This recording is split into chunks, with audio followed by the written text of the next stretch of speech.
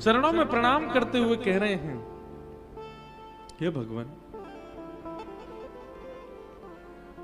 मेरे मन में एक संशय है, मैं आपसे पूछना चाहता हूं। क्या? एक राम अवधेश कुमारा, तिन कर चरित विदित संसारा, नारी विरह दुख लहू अपारा, भयउ रोष रण रावण मारा। भगवान,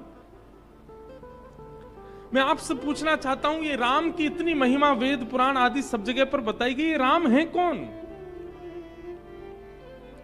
ये राम तत्व क्या है? राम व्यक्ति कौन है? अगर ये राम परब्रह्म है, राम परमात्मा है, तो मैंने सुना है कि नारी विरह दुख लहू अपारा, अपनी पत्नी के हरण हो जाने पर वो विरह कातर होकर के वन में क्यों घूम रहे थे?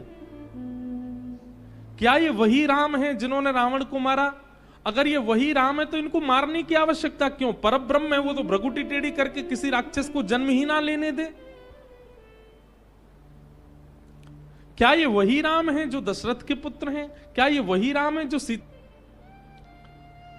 और ये प्रश्न सुनकर के ही कहा बखानी, ऐसा ही संशय एक बार भवानी ने किया था, पार्वती जी ने किया था, और महादेव ने उनको जो सुनाया वही मैं तुमको सुना रहा हूं। प्रयागराज में भरद्वाज ऋषि के आश्रम में अब राम कथा का वाचन प्रारंभ हुआ। परंतु जैसे श्रीमद् भागवत में कृष्ण कथा सुनाई जाती है, वो बात अलग है कि हम पे समय नहीं रहले, राम कथा सुननी होती है, ठीक वैसे ही मानस जी में, रामचरित्र में राम कथा प्रारंभ होने से पहले महादेव का चरित्र सुनाया जाता है, महादेव सती चरित्र सुनाया जाता है। इसे कहते हैं विषयांतर। और ये विषयांतर कई बार आगे की कथा को लग रहा है कि बिल्डिंग केवल बन के खड़ी हो गई, नहीं, उससे पहले बहुत कुछ किया गया था। ठीक वैसे ही माता जी अभी विराज जाओ कथा के बाद, विराज जाओ, सब लोग इधर देखो, इधर देखो।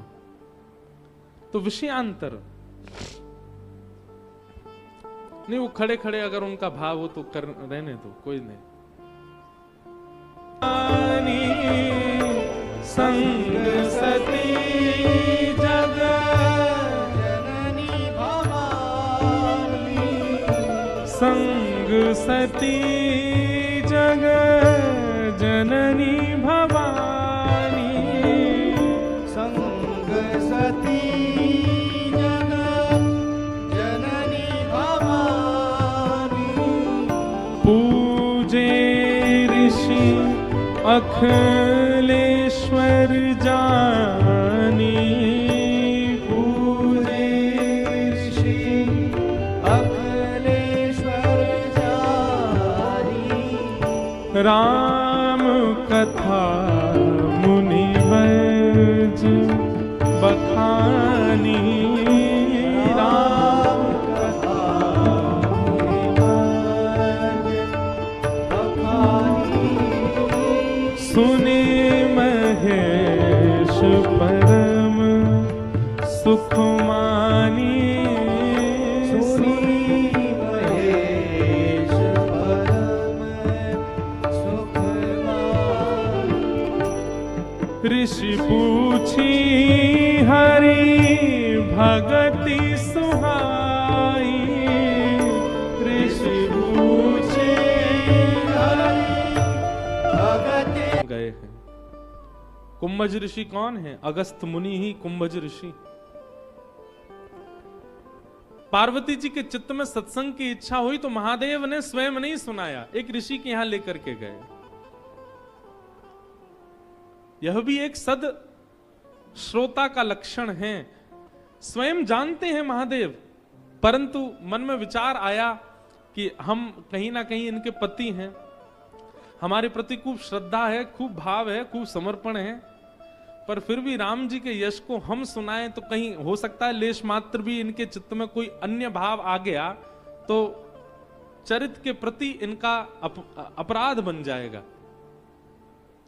इसलिए ऋषि के यहां लेकर के गए और कुम्भज ऋषि के यहां लेकर के गए। अब यहां गोस्वामी जी के शब्द देखो सब जानते हैं, पर जो नहीं जानते, जैसे कि मैं प्रथम वक्ता हूं इसलिए मैं भी एक एक बात कहना चाहूंगा कथा में। गोस्वामी जी की लेखनी को बहुत ध्यान से सुनना है। ये सारे जितने भी चौपाइयां हम गा रहे हैं इनमें शब्दों को देखना है। गोस्वामी जी क्या कह रहे हैं, शंकर जी अकेले नहीं गए, संग में कौन गए हैं? संग सती जग जननी भवानी, साथ में सती गई हैं। कौन है सती? केवल सती कह देते तो भी पूरी दुनिया समझ ही रही थी, पर उपमा देकर के कहा कौन? बोले जग जगनी भवानी, जननी भवानी, पूरे विश्व की जननी, पूरे विश्व की मां, पूरे विश्व की पालन करता श्री सती जी साथ में गई हैं।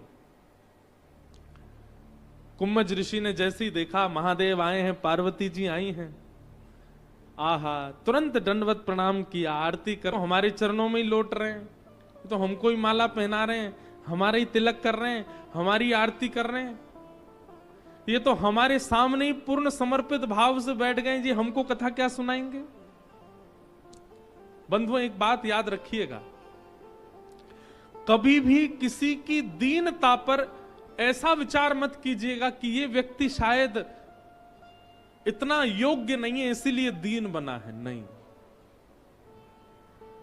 कभी किसी की दीनता पर इस प्रकार का प्रश्न मत कीजिएगा। आज सती जी से बहुत बड़ा अपराध हो गया एक भगवत वक्ता के लिए। वक्ता चाहे जैसा हो, भले ही आपसे उम्र में छोटा है, भले ही आपसे ज्ञान में भी इतना वयोवृद्ध नहीं है, भले ही आपसे धन में भी तीक्ष्ण है, वक्ता है, आपको उसको सम्मान देना होगा। आप वक्ता को सम्मान दीजिए, कथा अपने आप आपको परिवर्तित कर देगी। अगर वक्ता के प्रति आपका सम्मान का भाव नहीं है तो वही होगा जो सती जी के साथ में हो रहा है। संपूर्ण सती चरित्र में जो विचलनता आई है, जो डगमगाहट आई है, वो केवल इसलिए आई क्योंकि कथा और कथा के वक्ता के प्रति उनका ऐसा भाव हो गया। सती जी बोली ये हमको क्या कथा सुनाएंगे, ये तो हमारे ही चरणों में लौट रहे हैं, हम तो इनसे जगदीश्वर के बारे में जानने आए थे, जे तो हमको ही जगदीश्वर मान रहे हैं, ये हमको क्या कथा सुनाएंगे। वक्ता के प्रति सूक्ष्म अपराध बन गया सती से। राम कथा मुनि वर्ज बखानी, सुनि महेश परम सुख मानी। महादेव की स्थिति तो ऐसी हो गई कि यहां कुम्भज ऋषि कथा सुना रहे हैं और महादेव भाव विह्वल होते जा रहे हैं। ऋषि पूछी हरि भगत सुभाई, कही शंभु अधिकारी पाई। महादेव अधिकारी हैं, इसीलिए उन्होंने जो भी कथा कुम्भज ऋषि ने सुनाई उसको प्रेम से श्रवण किया। कथा श्रवण करने, कुछ दिन तक कथा श्रवण करने के बाद मुनि सन विदा माग त्रिपुरारी, चले भवन संग दक्ष कुमारी। पहले क्या कह रहे थे? बोले कुम्भज ऋषि की यहां कथा सुनने के लिए जब आए तो संग में कौन आए? संग सती जग जननी भवानी। और अब कथा सुनने के बाद वापस जा रहे हैं तो गोस्वामी जी कह रहे हैं मुनि सन विदा माग त्रिपुरारी, चले भवन संग दक्ष कुमारी। अब सती नहीं है वो, अब जगनी भवानी नहीं है, अब जगत जननी नहीं है, अब कौन है? बोले दक्ष। दक्ष माने की अहंकार, उसकी पुत्री, अहंकार की बेटी अब साथ में जा रही है। क्यों? एक वक्ता का अपमान किया है, एक वक्ता के प्रति मानसिक अपराध किया है सती जी ने।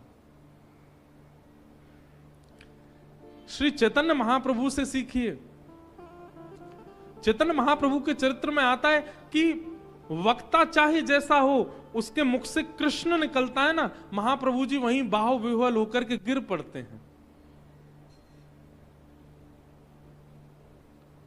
उन्होंने कभी भी वक्ता को किसी रूप या स्वरूप से आकलन नहीं किया। वक्ता है वो पूजनीय है, वंदनीय है। हम एक बात कहें, कथा चाहे कितनी अच्छी हो, वक्ता के प्रति केवल जब तक वो व्यासपीठ पर है तब तक सम्मान रखो। आप सब रखते हैं हमारे प्रति, हम अपने लिए नहीं कह रहे हैं ये बात, हम सबके लिए कह रहे हैं, चाहे कोई वक्ता हो दुनिया में। आजकल कलयुग में भी ऐसी स्थिति आ गई कि कई वक्ता भी, अब ये अपराध तो हमसे भी बनना, पर हम सन्मुख जाके तो दंडवती करते हैं। कई वक्ता भी कथा नहीं करते मंच पर बैठ करके, केवल सामाजिक चर्चाएं ज्यादा होती हैं, फिल्मी गीत होते हैं और भी कुछ बहुत कुछ होता है। पर फिर भी सती चरित्र से ये सीखो, कोई व्यास मंच पे बैठे हैं उनको प्रणाम ही करो। हाँ, जब वो व्यास मंच से नीचे आ जाएं तब आप उनको समझा सकते हैं, आप बता सकते हैं कि आप ठीक कर दीजिए, या जो भी वक्ता ऐसा करते हैं उनको आप बोल सकते हैं। पर जब वो व्यास मंच पर हैं उस समय आप सामने बैठ करके उनके प्रति कुभाव मत लाइए। वो जो कुछ भी कह रहे हैं उसमें राम तो बोल रहे हैं, उसमें कृष्ण तो बोल रहे हैं, उसमें शिव तो बोल रहे हैं, उसमें महादेव तो बोल रहे हैं, उसी से ही सम्मान प्रकट कीजिए।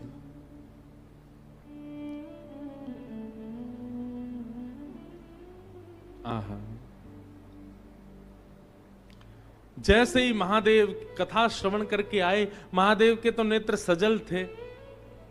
महादेव की तो स्थिति ऐसी है कि जब से कुंभज ऋषि के आश्रम से चले, थोड़ी देर चलते हैं और फिर बैठ जाते हैं, और बैठ करके भाव में भर करके राम जी को स्मरण करके रोने लग जाते हैं। कथा ऐसा ही कर देती है, ना चल पाएंगे, ना बैठ पाएंगे, ना घूम पाएंगे। महादेव की स्थिति ऐसी हो गई है, बस बार बार रुदन करके प्रतीक्षा कर रहे हैं, ठाकुर जी मुझे दिख जाओ, ठाकुर जी मुझे मिल जाओ, एक बार दर्शन दे दो। आहा,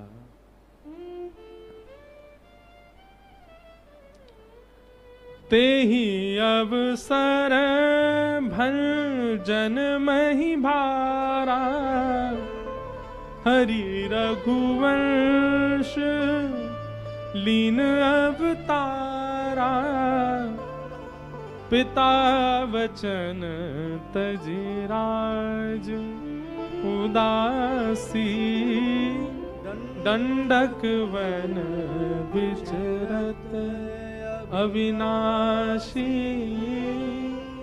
यहां महादेव विरह आतुर हो रहे थे कथा श्रवण के बाद, और उसी समय पिता की आज्ञा मान करके जहां रघुवंश अवतार हुआ था, राम जी का अवतार हुआ था, वो पिता की आज्ञा मान करके वन में चले गए थे। और दंडक वन में भ्रमण करते करते सीता जी का हरण आदि हुआ था, और उसी समय राम जी वहां किशोरी जी को खोजते हुए विरह विलाप कर रहे थे, और उसी समय महादेव और सती उसी दंडक वन से गुजर रहे थे।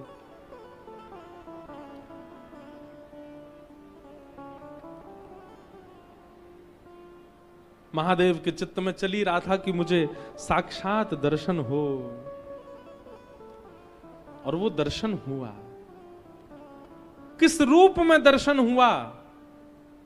विरह विकल नर इव रघुराई, खोजत विपिन फिरत दो भाई, कबहु जोग वियोग न जाके, देखा प्रगट विरह दुख ताके, शंभु समय तेहि राम ही देखा, उपजाहि अति हर्ष विशेषा।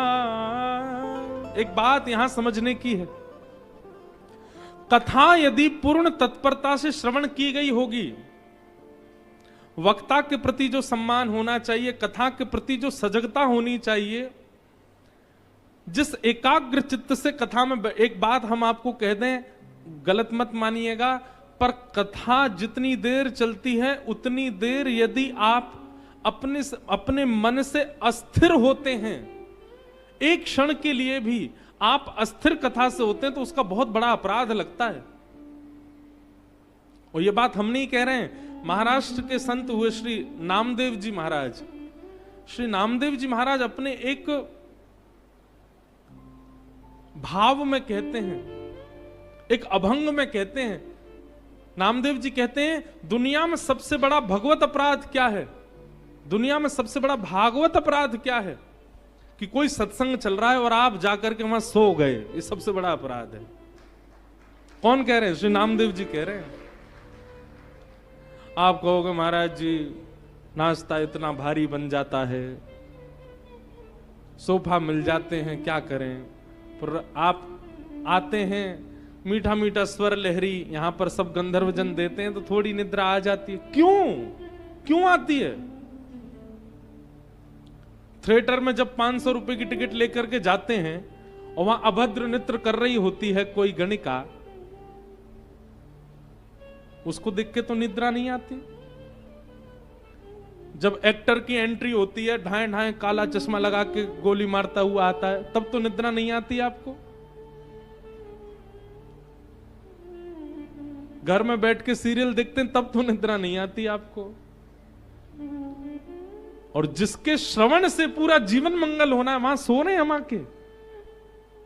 कई बार हमने कथा में कहा ठीक है कथा में आके सो जाओ तो भी कल्याण है, पर अब नहीं कहेंगे, क्योंकि जब से हमने नामदेव जी का अभंग सुना है तब से हमको ये बात सिद्ध हो गई। नामदेव जी कहते हैं सबसे बड़ा भगवत अपराध क्या है? सत्संग चल रहा है और एक वैष्णव बैठ करके कथा सुना रहे हैं और आप सो रहे हैं वहां पे, सबसे बड़ा अपराध।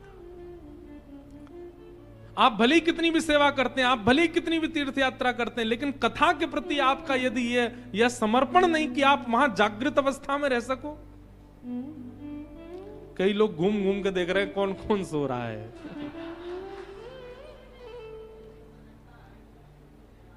निद्रा नहीं।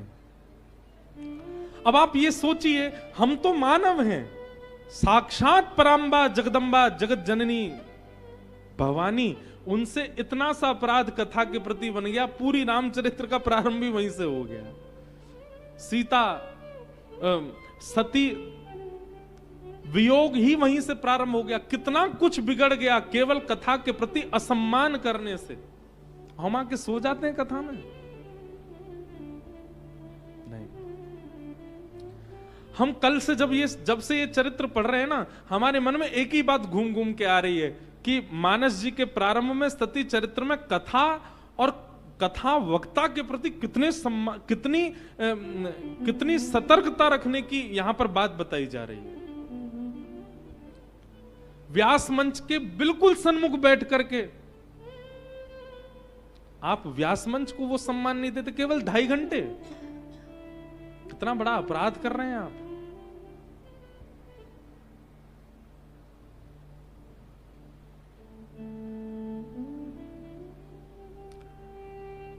और वहीं आप महादेव को देखिए। महादेव ने इतने भाव विभोर होकर के कथा सुनी। कथा श्रवण के बाद केवल मन में भाव प्रकट हुआ। शंकर उर अति क्षोभ, सती न जान ही मरम सोई, तुलसी दर्शन लोभ, मन डरु लोचन लालची।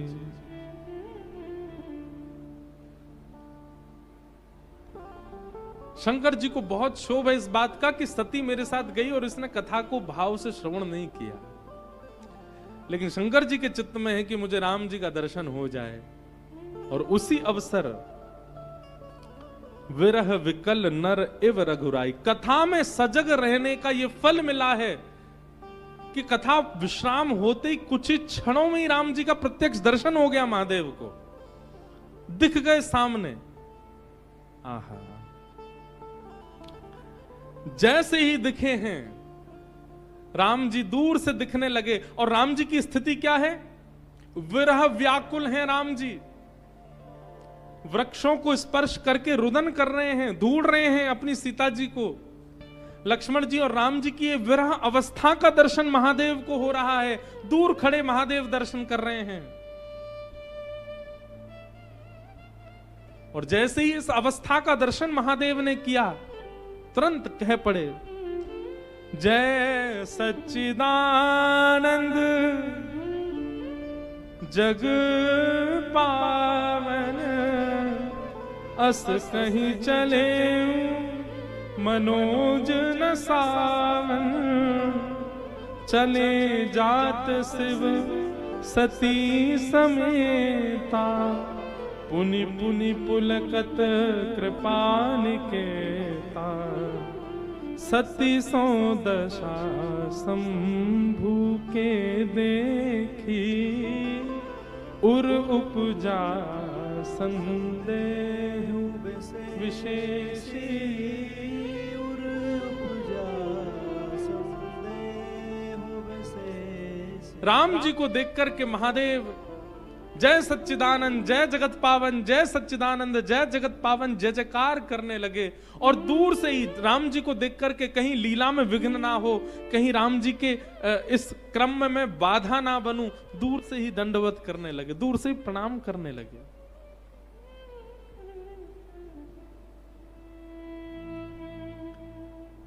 इस अवस्था को देख सती मन में विचार करने लगी, ये क्या हो रहा है, ये किसको वंदन कर रहे हैं? ये विरह आतुर दो राजकुमार घूम रहे हैं, वनवासी राजकुमार घूम रहे हैं, और उनको देख करके हमारे पति परमेश्वर साक्षात जगत नियंता जगदाधार देवादिदेव महादेव उनको प्रणाम कर रहे हैं। यही होता है, सत्संगी व्यक्ति जो है वो विवेकी होता है, और सत्संग के प्रति कुभाव रखने वाले व्यक्ति का विवेक क्षीण हो जाता है। वो समझ ही नहीं पाता कि ये सब स्थिति व्यवस्था क्या चल रही है। संतों के प्रति, तपस्वियों के प्रति, विरक्तों के प्रति, वैष्णवों के प्रति यदि आपकी अपमान बुद्धि प्रकट हो रही है, अपमान बुद्धि मत, किसी का भजन देख करके, किसी के नेत्रों में कथा सुनते सुनते आंसू देख करके आपको उपहास हो रहा है, अरे ये कोई रोने की बात है, ये रो रहा है बेचारा, इसका मतलब है आपसे अपराध बनाए कथा के प्रति। सती मन में विचार कर रही हैं, ये सब क्या हो रहा है? हमारे महादेव स्वयं इतने पूजनीय, महादेव के चरणों में देवता गंधर्व आदि सब लोग नाक रगड़ने के लिए आते हैं, ये स्वयं इतने वंदनीय, स्वयं इतने पूजनीय, और ये वनवासी राजकुमार जो अपनी एक पत्नी के खो जाने पर विरह आतुर होकर घूम रहे हैं, ये उनको प्रणाम क्यों कर रहे हैं? सत्संग विवेक बुद्धि प्रदान करता है। सत्संग हमारी स्थिति को ऐसा बना देता है कि हम फिर परिस्थिति समझने लग जाते हैं, पर परिस्थिति देख करके मन में संशय उत्पन्न होना, ये एक प्रकार का सत्संग के प्रति अपमान जब होता है तब ऐसी स्थिति बनती है।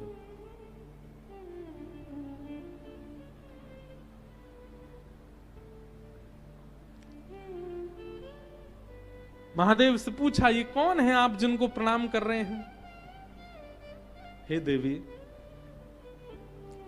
जासु कथा कुंभज ऋष गाई, जो कथा हम अगस्त मुनि के यहां सुनकर के आए हैं, जहां तुम और मैं बैठ करके कुंभज ऋषि से सुन रहे थे, जासु कथा कुंभज ऋष गाई, भगति जासु में मुनि सुनाई, सो मम इष्ट देव रघुवीरा,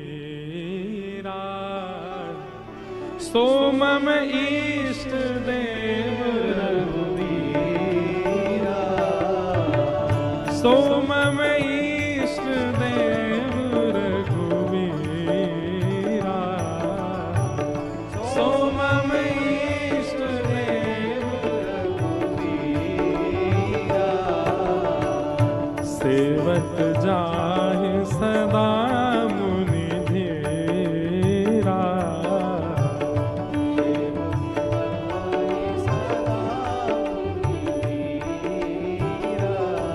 मुनि धीर जोगी सिद्ध संतत विमल मन जिहि ध्यावहि, कहीं नेति नेक मुरान आगम जासु कीरत गावहि, सोई राम व्यापक ब्रह्म भुवन निकाय पतित माधवी, तरय अपने भगत हित से मम इष्ट देव रघुवीरा मम इष्ट देव रघुवीरा से मम इष्ट देव रघुवीरा से मम इष्ट देव रघुवीरा।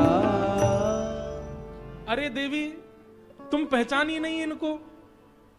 कुंभज ऋषि ने जिनके रूप का वर्णन किया था, वनवासी रूप का, उन्होंने बताया था ना कैसे वनवासी भेष में कैसी जटाजूट धारण किए, नन्हे से सुकोमल से हमारे श्री राम जी, साथ में दशरथ भैया, सीता जी के हरण के बाद उनके विरह में व्याकुल होकर के उनको खोज रहे हैं। अरे ये वही राम जी हैं जिनकी कथा हम सुनकर के आए हैं।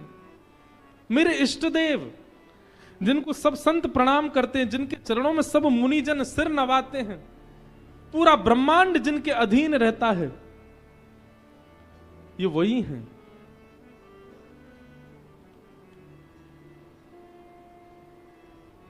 महादेव ने खूब विस्तार कर करके बताया, ये वही परमात्मा है, ये वही परब्रह्म है, ये वही इष्ट हैं, ये वही देव हैं जिनके अधीन पूरा ब्रह्मांड रहता है। देवी, ये वही हैं जिनकी कथा हम सुनकर के आए हैं। लागना उर उपदेश यद्यपि कहूं शिव बार बहु, बोले बिहस महेश हरि माया बलु जान जी। बार बार महादेव कह रहे हैं ये वही परब्रह्म है, लेकिन सती के चित्त में किंचित भी प्रेम प्रकट नहीं हुआ, किंचित भी सम्मान प्रकट नहीं हुआ, किंचित भी भाव प्रकट नहीं हुआ कि ये वही है। इससे बड़ा दुर्भाग्य क्या होगा? एक तो कथा सुनी कुंभज ऋषि से, कथा सुनने के तुरंत बाद ही ठाकुर जी दिख गए, और ठाकुर जी दिखे तो दिखे, स्वयं गुरु बगल में खड़े होकर के कह रहे हैं यही परमात्मा है, प्रणाम करो, और तब भी तुम्हारे चित्त में ये भाव प्रकट नहीं हो रहा कि ये परमात्मा है। इससे बड़ा दुर्भाग्य क्या होगा?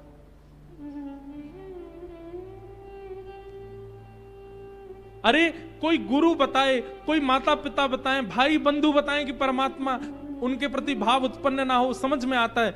क्या सती जानती नहीं है कि साक्षात देवादिदेव महादेव हैं? ये इशारा करके कह रहे हैं कि परमात्मा सामने है, तो मुझे इसमें कोई विचार करना ही नहीं चाहिए। महादेव अंकित करके कह रहे हैं कि सामने जो चल रहे हैं ये परमात्मा है, पर सती का विश्वास नहीं हो रहा है। और इन सब के पीछे कारण केवल और केवल कथा के प्रति और वक्ता के प्रति जो अपराध बना, स्वयं महादेव के बताने पर भी ठाकुर जी का दर्शन नहीं हो रहा है।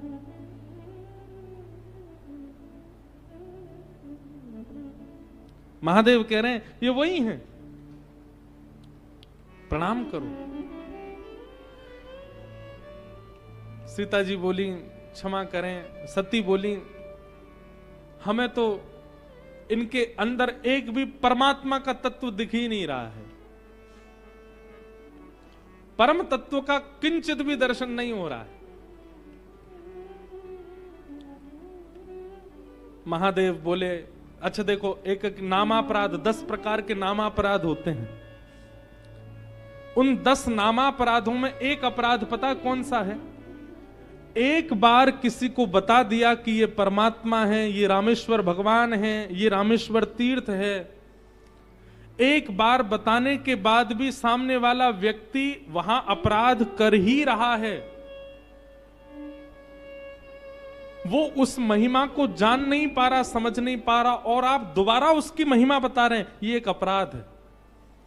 एक बार बताने पर यदि कोई व्यक्ति नहीं समझ रहा है भगवत तत्व के प्रति, तो दोबारा उपदेश नहीं करना चाहिए। अगर आप दोबारा उपदेश करेंगे तो वो आपसे अपराध बनेगा। फिर एक बार में यदि कोई मान जाए, समझ जाए, ठाकुर जी के तत्व को पहचान जाए तो अच्छा। अगर वो एक बार सुनने के बाद भी ठाकुर जी के समीप जाकर के अपराध कर रहा है, तो पुनः आपको उसके सामने बोलना नहीं है। महादेव ने वही किया। पर महादेव ने तो यहां पर लिखा है कि बार बार समझाया, 2-4 बार कहा, ये सती हैं, जगदम्बा हैं, मान जाएंगी, समझ जाएंगी। पर जब भी सती नहीं मानी, नहीं समझी, प्रणाम कर भी रही हैं तो केवल दिखावे में कर रही हैं, मन से नहीं कर रही हो। महादेव तो सब जानते हैं। महादेव समझ गए कि जब ये मेरे बताए भाव को भी नहीं समझ पा रही हैं, मैं जब कह रहा हूं कि परमात्मा तो भी नहीं जान पा रही, तो अब और क्या करूं मैं। जो तुम्हारे मन अति संदेह, जो तुम्हारे मन अति संदेह, तो किन जाए परीक्षा ले, तो किन जाए परीक्षा ले।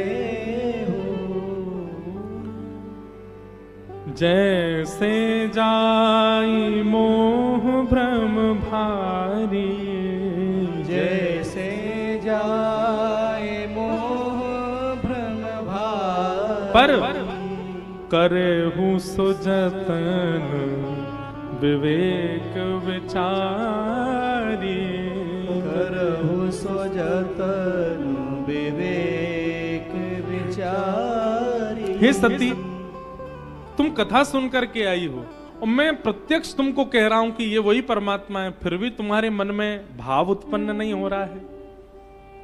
अब एक काम करो, जो तुम्हारे मन अति संदेहु, तो किन जाई परीक्षा, तुम जाके परीक्षा ले लो भगवान की। मैं तो केवल एक चीज चाहता हूं। अच्छा देखो, यहां पर एक प्रश्न आता है, महादेव अपने इष्ट के लिए कैसे कह सकते हैं कि तुम परीक्षा ले लो?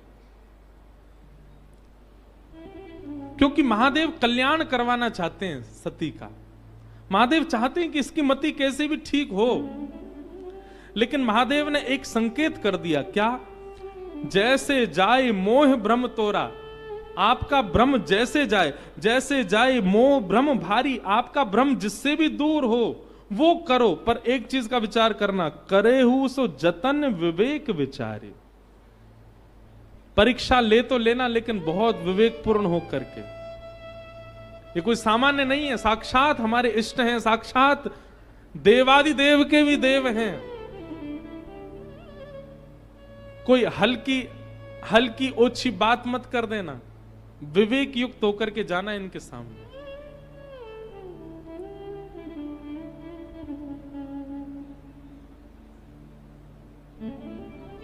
महादेव समझ गए अब इनका कल्याण नहीं होगा।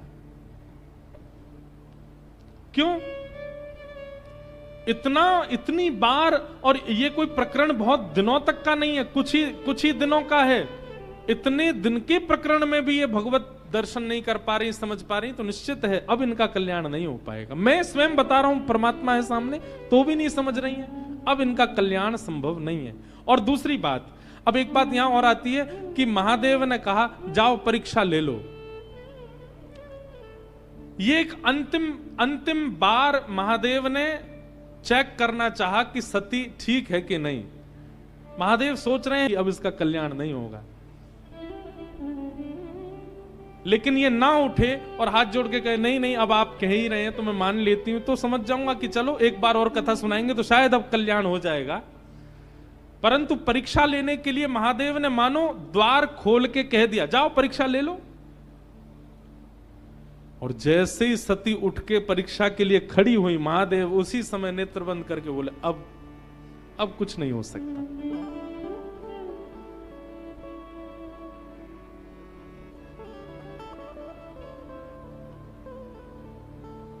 पुन पुन हृदय विचार करी, धरि सीता के रूप, आगे हो चली पर।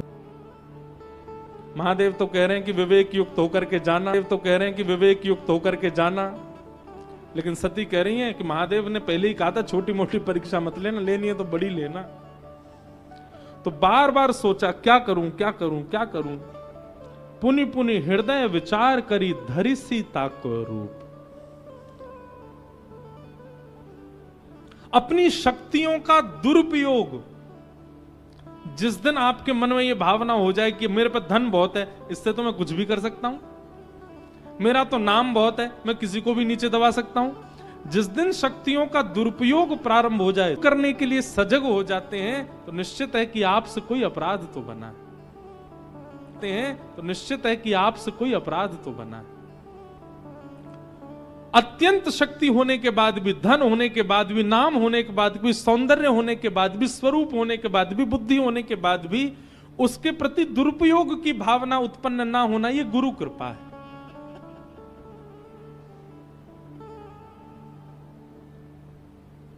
हम पे रूप बहुत सुंदर है, हम तो किसी को भी अपना बना सकते हैं, यह दुरुपयोग है रूप का। मुझ पर धन बहुत है, मैं तो कुछ भी कर सकता हूं, मैं चाहूं तो ये भी ऐश कर सकता हूं, ये भी मौज कर सकता हूं, ये दुरुपयोग है। मैं तो बहुत बुद्धिमान हूं, मैं बुद्धिमत, अपनी बुद्धि से अपनी स्तुति लिख करके दुनिया से गब्बा दूंगा, लाओ मेरी स्तुति गाओ। शक्ति का दुरुपयोग करने की इच्छा जिस समय प्रकट हो जाए, समझ जाना आपके गुरु आपसे नाराज बैठे हैं, इसीलिए शक्ति का दुरुपयोग कर रहे हो। सती के पास में ये योग्यता है कि वो रूप बदल सकती हैं। उस रूप का दुरुपयोग किया और सीता का रूप धारण किया, और सीता रूप धारण करके जैसे ही सती उस मार्ग में आई जहां राम जी चल रहे थे। अब देखो, हम इस बात में एक ही बात कहेंगे, गुरु रुष्ट हो जाएं, गुरु नाराज हो जाएं, सारे काम अपने आप ही बिगड़ने लग जाते। सत्संग के प्रति अपराध बन जाए, कथा में जाके सो जाओ तो सारे अपने आप ही होने लग जाते हैं काम खराब। पहले तो सीता का रूप धारण कर लिया, शंकर जी की बात नहीं मानी, बहुत कुछ कर दिया। अब सबसे बड़ी गलती क्या कर दी, परब्रह्म के सन्मुख जा करके पीठ दिखा दी परब्रह्म को। क्या राम और लक्ष्मण चल रहे थे, जबकि ऐसा मानस जी में वर्णन करते हैं कि आगे राम जी चलते हैं, मध्य में सीता जी चलती हैं, पीछे लक्ष्मण चलते हैं, पर सती जी तो गई और जाकर के आगे आगे चलने लग गई, राम जी के आगे चलने लग गए। अब इसके दो भाव हैं, पहली गलती तो कर दी कि सीता जी ऐसे चलती ही नहीं थी, वो तो राम जी के पीछे चलती हैं, पति के पद चिन्हों पर चलती हैं। और दूसरी गलती क्या कर दी, परब्रह्म को मुख दिखाना चाहिए, परब्रह्म को पीठ दिखा रही हैं। परब्रह्म की ओर सन्मुख होना चाहिए, परब्रह्म की ओर विमुख हो गई। और जीव जब परब्रह्म से विमुख हो जाता है तब आचार्य को पता लग जाता है। और आचार्य कौन है, लक्ष्मण, वो जीवाचार्य, लक्ष्मण जी आचार्य हैं। लक्ष्मण देख उमाकृत भेषा, लक्ष्मण देख उमाकृत भेषा, चकित भय ब्रह्म हृदय विशेषा, चकित भय ब्रह्म हृदय विशेषा। अब एक बात,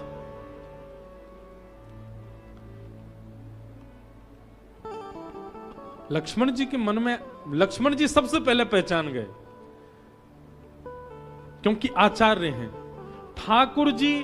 ठाकुर जी के नेत्रों में एक परत पर्दे की है, क्या कि वो पहली बार में दोष नहीं देखते, कैसा भी व्यक्ति हो उसमें गुण ही देखते हैं।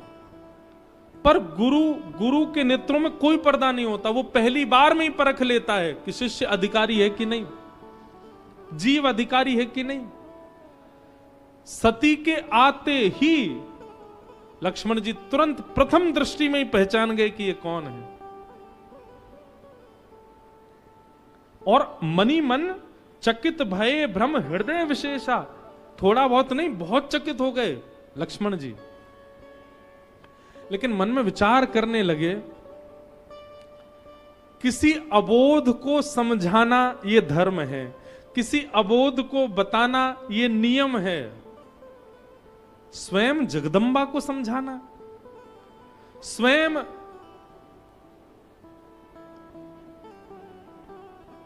हर की पत्नी को समझाना, ये कैसे हो सकता है? किसी अज्ञानी को समझाया जा सकता है, किसी अयोग्य को समझाया जा सकता है, परंतु ये तो परिपूर्ण योग्य हैं, और परिपूर्ण योग्य भी जिनसे योग्यता की शिक्षा लेते हैं ये तो वो हैं। इनको मैं क्या समझाऊं?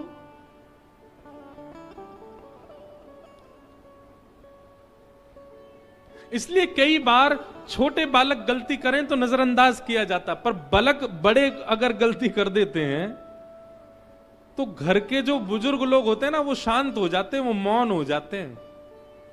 और एक बात याद रखिएगा, आपकी गलती पर जब तक आपको टोका जा रहा है तो समझ जाना कि गलती अभी इतनी बड़ी नहीं है। जिस समय गलती पर टोका ना जाए, समझ जाना गलती नहीं, अपराध किया है आपने।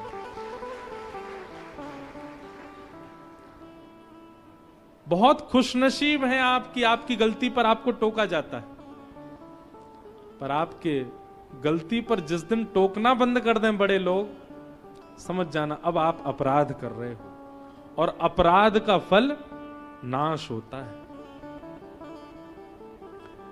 लक्ष्मण जी जान गए हैं कि ये तो सती हैं,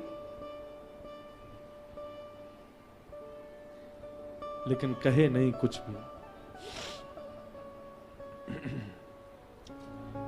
कही न सकत कछु अति गंभीरा, प्रभु प्रभाव जानत मत धीरा।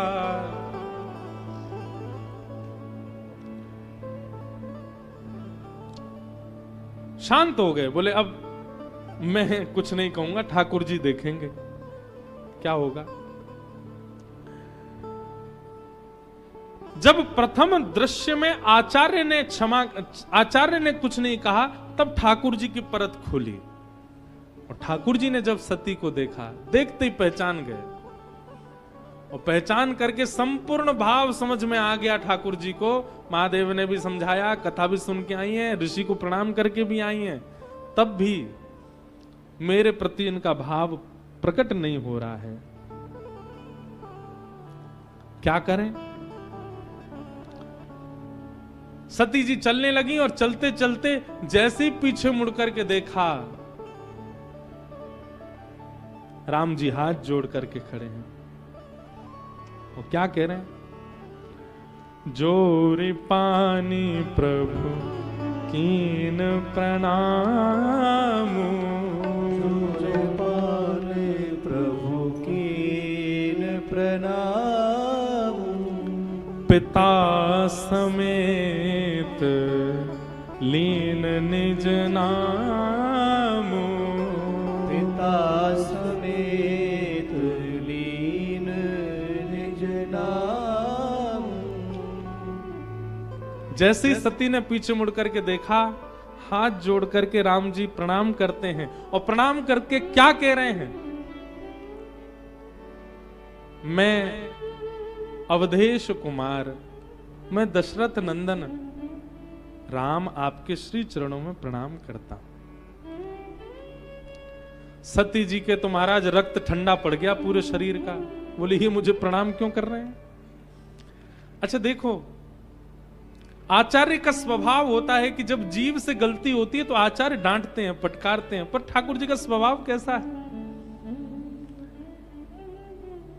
जीव को अपनी गलती का बोध भी हो जाए और रोष भी ना करना पड़े, ये एक शुद्धि व्यक्ति का लक्षण होता है। रोष भी ना करना पड़े और सामने वाले को अपनी गलती का अनुभव हो जाए। महादेव ने हाथ जोड़ के प्रणाम किया और कहा कि मैं दशरथ नंदन कौशल्या नंदन राम आपको प्रणाम करता हूं।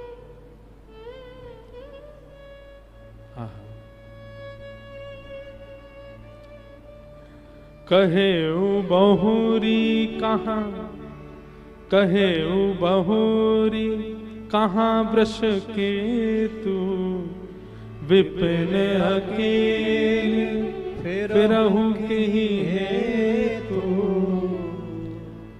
प्रणाम करके कहा, हे मां, आप इतने सघन वन में अकेले क्यों घूम रही हैं? वृषकेतु यानी कि मेरे परम प्रिय महादेव कहां हैं? आप अकेली क्यों घूम रही हैं? आपके साथ तो सदा महादेव को होना चाहिए। महादेव क्यों नहीं आए हैं आपके साथ? ये सुनते ही तो सती घबरा गई।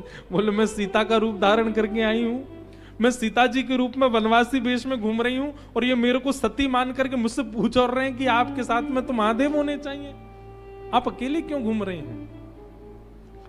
मानो जीव से जब अपराध बना तो ठाकुर जी कह रहे हैं ये अपराध बनने का कारण ये है कि तुम्हारे गुरु संग नहीं आए। गुरु कहां हैं? गुरु के बिना कैसे विचरण कर रहे हो? इस संसार रूपी भवाटवी में अकेले क्यों विचरण कर रहे हो? तुम्हारे गुरु कहां हैं तुमको बोध कराने वाले? कितने सुंदर भाव। राम वचन मृदु गूढ़ सुन उपजा अति संकोच, सती सभित महेश पही चली हृदय बड़ सोच। सुनते ही सीता जी सती जी विचलित तो हुई, परंतु तुरंत अब क्या कहें, कुछ कह थोड़ी सकती हैं, तुरंत वहां से दौड़ी हैं, निकल गई वहां से। राम जी ने मन में विचार किया ये आई तो हैं, थोड़ी इनको लीला दिखा दी जाए। कथा सुनने के बाद, ऋषि कृपा प्राप्त करने के बाद, महादेव के बताने के बाद भी ये परब्रह्म को पहचान नहीं पाई। अब परब्रह्म के सामने आई है तो परब्रह्म थोड़ी तो कृपा करे इनके ऊपर। तो राम जी ने क्या कृपा की? जाना राम सती दुख पावा, जाना राम सती दुख पावा, निज प्रभाव कछु प्रगति जनावा, निज प्रभाव कछु प्रगट जनावा। सत्य देख कौतुक मग जाता, सती देख कौतुक मग जाता। आगे राम सहित श्री भ्राता, आगे राम सहित श्री भ्राता। फिर चितवा पाछे प्रभु देखा, फिर चितवा पाछे प्रभु देखा। सहित बंधु सिय सुंदर मेखा, सहित बंधु सिय सुंदर बेशा।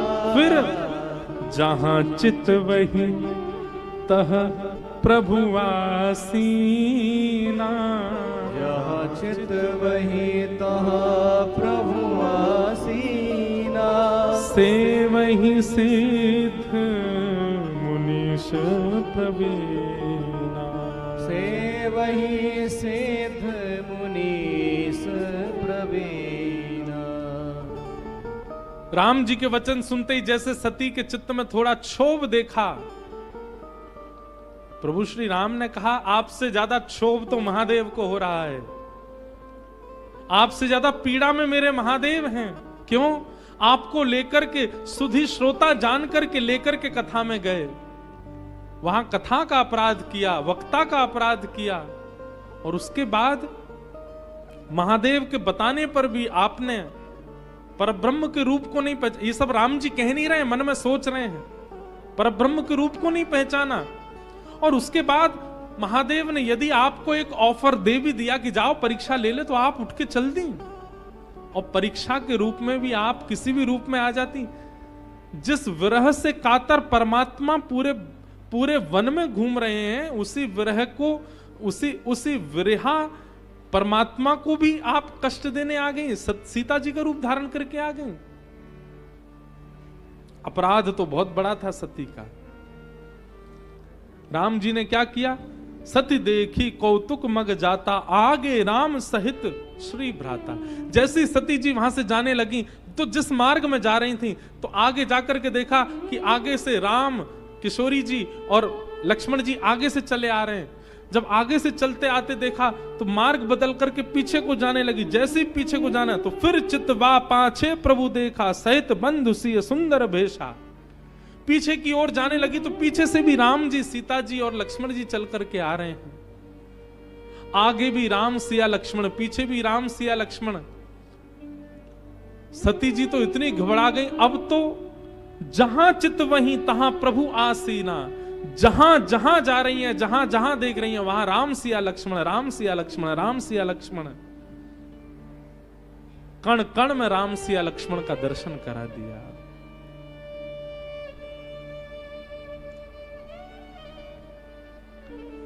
इस प्रकार प्रभु ने अपनी व्यापकता का अनुभव सती को करवा दिया।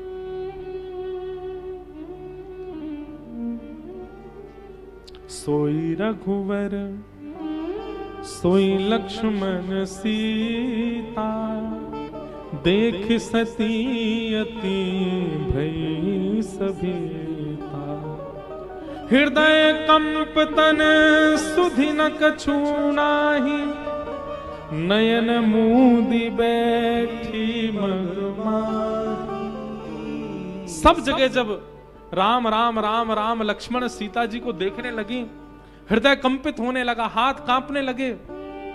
नीचे नजर करके सती बैठ गई, मुख बंद करके जब बैठ गई, नेत्रों पर हाथ रख करके जब बैठ गई। बहुरी विलोकत नैन उघारे, कछु न दीख तहां दक्ष कुमारी। और थोड़ी देर बाद जब नेत्र खोल करके देखा तो सब अंतर दिया, अब कुछ नहीं दिख रहा है। बार बार राम जी को प्रणाम करने लगी और उस तरफ चल पड़ी जहां महादेव बैठे थे। अब अपराध तो बन गया है। महादेव के पास पहुंच गई, ध्यान अवस्था में बैठे हैं महादेव। सती दौड़ी दौड़ी आई हैं। अच्छा, एक बात आपको एक बात मैं कहना चाहूंगा। पढ़ते समय मेरे मन में जो भाव आया वही मैं कह रहा हूं।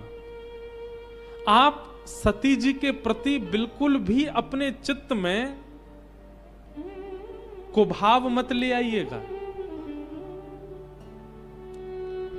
कभी कभी हमारे श्रेष्ठ जन, हमारे आचार्य जन जानबूझ करके ऐसी लीला करते हैं ताकि हम सावधान हो जाएं,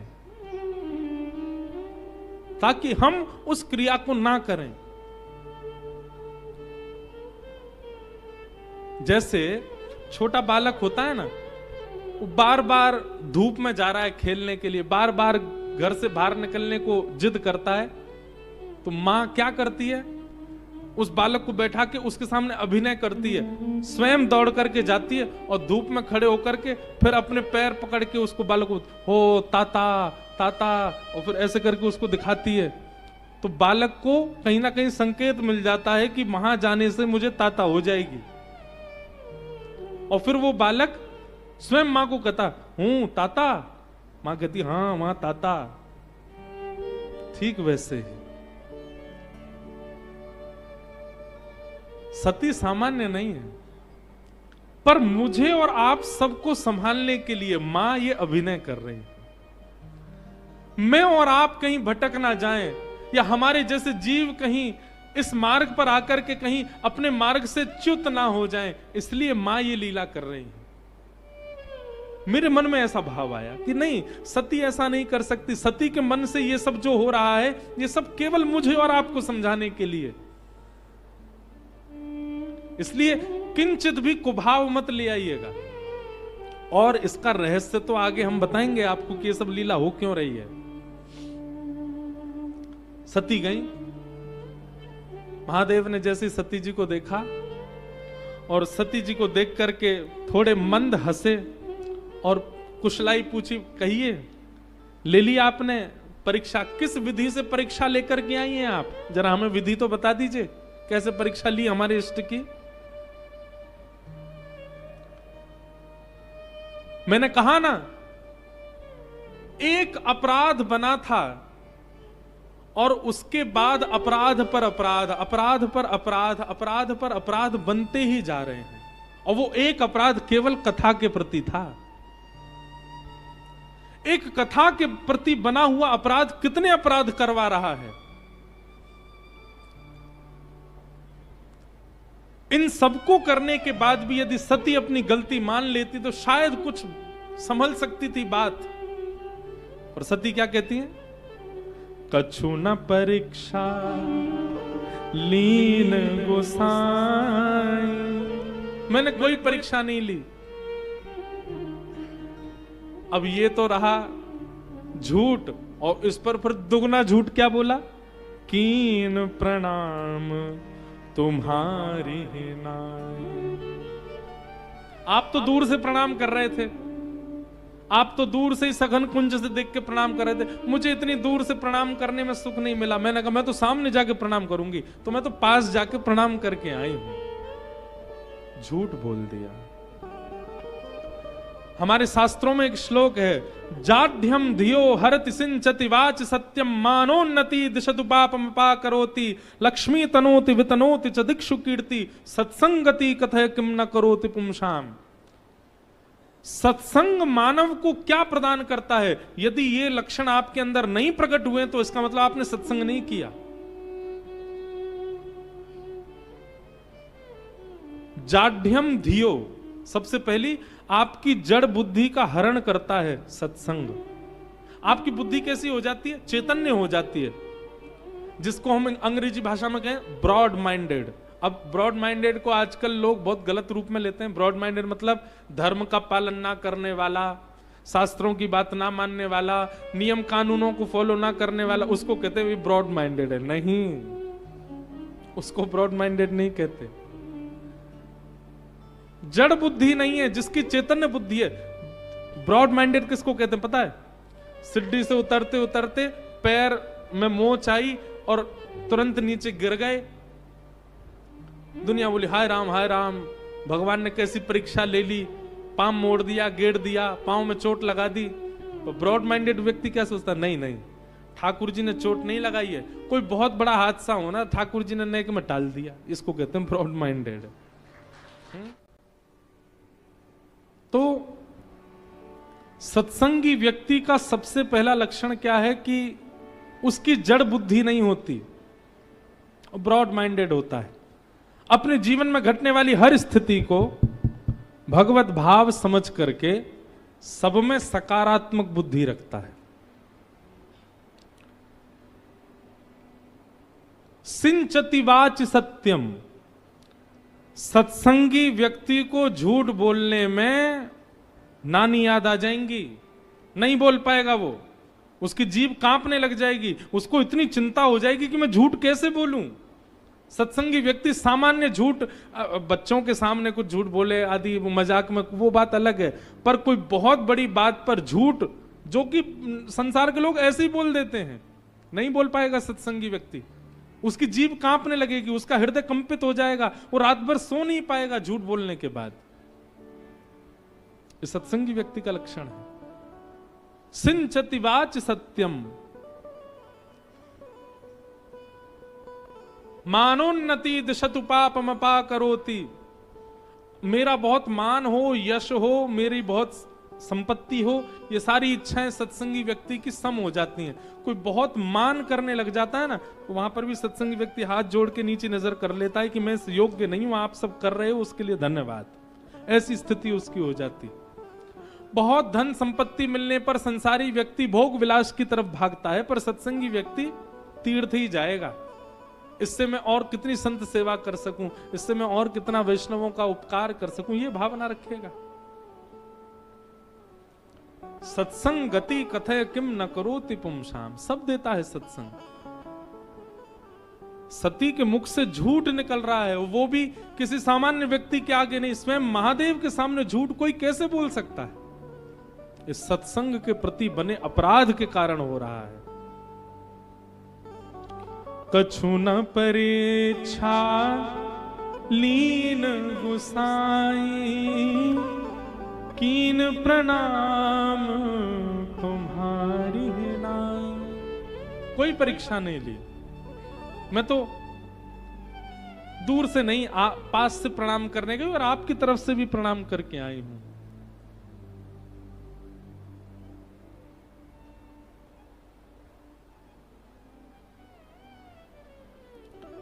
जैसे झूठ बोला। अच्छा एक बात बोलें,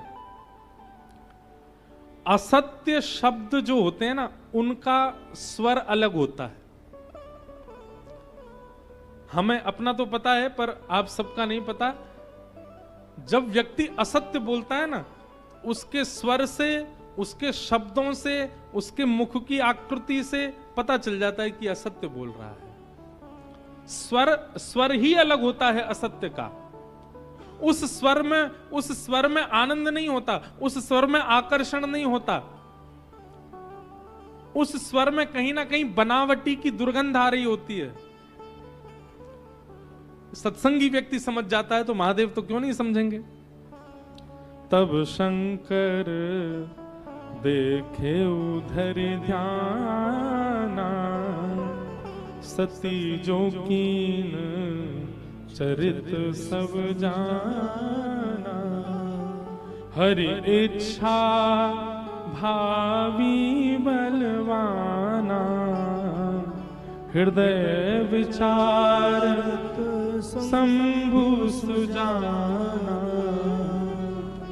जो अब कर सती सन प्रीति, मिटई भगति पथ होए अनीति।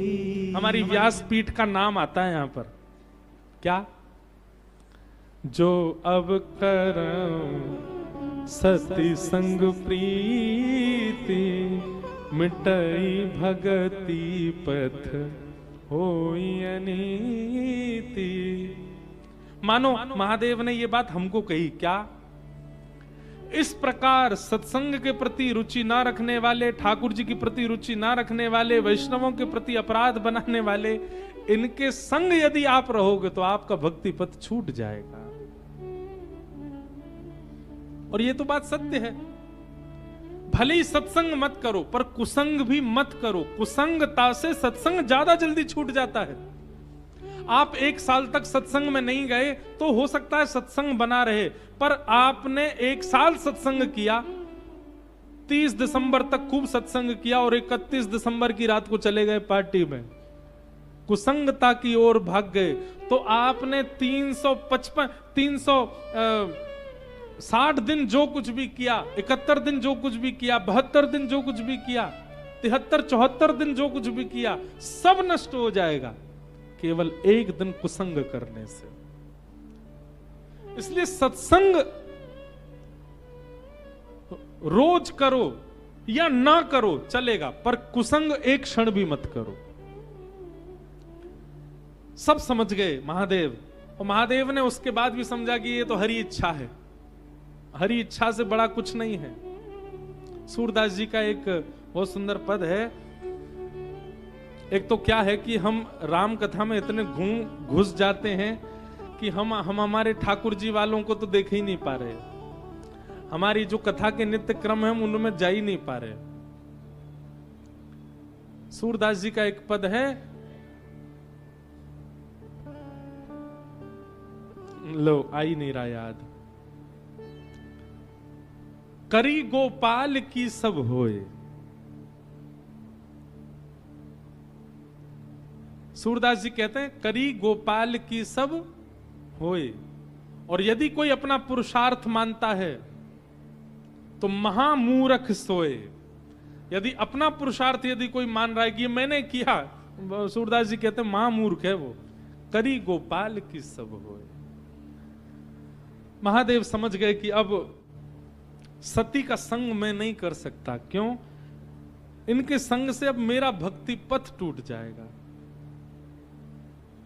आहा। तब शंकर प्रभु पद सिर नावा, सुमिरत नाम हृदय से आवा। एहि तन सती भेंट मोहि नाहि, शिव संकल्प कीन मन माही। तुरंत राम जी को मनी मन प्रणाम किया शंकर जी ने।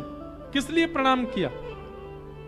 सती का अब संग नहीं करेंगे इसलिए प्रणाम किया? बोले नहीं, हे राम जी आपकी बड़ी कृपा, जिससे मेरा भजन कम हो उसको आपने जीवन से अब अलग कर दिया, इसके लिए आपको बहुत बहुत धन्यवाद। दुनिया के लोग ठाकुर जी को इसलिए प्रणाम करते हैं कि हम जिससे ब्याह करना चाह रहे थे उसको आपने जीवन में ला दिया। हम जिसके लिए व्रत नियम अनुष्ठान कर रहे थे वो हमारी बन गई, इसलिए ठाकुर जी को प्रणाम करते हैं। पर महादेव इसलिए प्रणाम कर रहे हैं, बोले कि जिससे मेरा भजन छूटता आपने उसको जीवन से अलग किया, इसके लिए बहुत बड़ी कृपा ठाकुर जी। एक बात बताएं बंधुओं, प्रभु हमारी रक्षा करते हैं, इसको आप किस रूप में देखते हो? समुद्र की भारी लहर आई और आप उससे बच गए, क्या वो प्रभु रक्षा है? नहीं। हाँ बात है, हम कहीं ना कहीं मानते हैं उसको, पर मूल रूप से वो प्रत्यक्ष प्रभु रक्षा नहीं है। हवाई जहाज का इंजन फेल हो गया लेकिन फिर भी आप सही सलामत लैंड कर गए, ये प्रभु इच्छा नहीं है, ये प्रभु रक्षा नहीं है। उसमें हम कहीं ना कहीं मानते हैं, पर वो 0.1 रक्षा करी ठाकुर जी ने हमारी। गाड़ी का एक्सीडेंट होते होते बच गया, ये भी 0.1 रक्षा है। पर सबसे बड़ी रक्षा किसको मानो कि ठाकुर जी ने आपकी रक्षा की। एक कुसंगी जीवन में आया और उस कुसंगी की आते ही आप पहचान गए कि ये कुसंगी है और आपने उसका त्याग कर दिया, ये प्रभु रक्षा है। ठाकुर जी ने आपकी रक्षा की। कई लोगों के ब्याह हो जाते हैं और ब्याह हो जाने के 1.5-2 साल बाद पता चलता है कि जिनसे ब्याह हुआ ये तो महाकुसंगी है, अब इसको नहीं छोड़ सकते। ठाकुर जी ने उसकी रक्षा नहीं की, अब क्या करें, अब तो रहना पड़ेगा। तब वो हरी इच्छा मान करके फिर रहते हैं। और फिर जैसा, अच्छा देखो, त्याग यहां महादेव ने सती का कोई ऐसे कह दिया चली जाओ यहां से, अब तुम्हारे संग नहीं रहेंगे, नहीं नहीं नहीं नहीं, अपने संगी लेकर के गए। आगे कह रहे हैं ना, चलत गगन भय गिरा सुहाई, जह महेश भली भगत दृढ़ाई। उसके बाद भी सती को मन से त्यागा महादेव ने, तन से नहीं त्यागा। संग लेकर के गए हिमालय तक, व्यवहार निभा रहे हैं, पर अब स्वभाव में स्थान नहीं दे रहे हैं सती को। तो जिन लोगों के ब्याह हो जाते हैं, ब्याह के बाद पता चलता है कि जिनसे ब्याह हुआ वो तो कहीं से भी ठाकुर जी के नहीं है, दूर दूर तक। तो फिर क्या किया जाए? तो फिर यही है भैया कि जैसे महादेव ने मन से त्यागा ना, आप भी मन से त्यागो। और मन से त्यागने की कोई विधि नहीं है, मन से त्यागना हम सब जानते हैं। कई बार हम अपने घर खानदान के कई लोगों को मन से बिल्कुल नहीं चाहते, पर उनका फोन आ जाता, अरे तुमको याद कर रहे थे, बहुत दिन से तुम्हारी याद आ रही थी, आज तुम्हारा फोन ही आ गया, और सब ठीक, सब आनंद मंगल। फोन रख के कहते हैं जी और कनास फोन करता मुझको। मन से हम नहीं चाहते उसको, पर उसके सन्मुख हम कैसा प्रदर्शन करते हैं। तो जहां ऐसा संबंधी परिवार का है जिसको आप छोड़ नहीं सकते, पर वो कुसंगी है, वो भगवत विमुख है, तो क्या करें? मन से उसका त्याग करो। हम लोग उस स्थिति में नहीं है, हम लोग उस चरम भाव में नहीं पहुंचे मीराबाई की तरह कि तन से ही त्याग कर दें। हम उस स्थिति में नहीं है कि कुंभन दास जी के 7 पुत्र थे, पर कुंभन दास जी से कोई पूछता आपके कितने बालक हैं, तो कहते मेरे 1.5 बच्चे हैं। कितने बच्चे? 1.5। 1 बोल दो, 2 बोल दो, 4 बोल दो, ये 1.5 क्या होता है? 1.5 बच्चे किसके होते हैं? कुंभन दास जी कहते जन्म तो 7 ने लिया, पर 1 तो पूरी तरह भगवान का है, इसलिए 1 बालक, और 1 आधा भगवान का। बोले आधा क्यों है? बोले वो मंदिर नहीं जाता लेकिन गौ सेवा करता है, इसलिए आधा है, इसलिए 1.5। 7 में से 1.5 बच्चे हैं मेरे। ये कुंभन दास जी हैं। अब हम लोग उस स्थिति में नहीं है कि हम ऐसा कह सकें, तो इसलिए क्या करें? शंकर जी ये बता रहे हैं, बोले जब कोई भगवत विमुख जीवन में आ जाए तो फिर उसका मन से त्याग करो। आहा, जैसे ही मन से त्याग किया,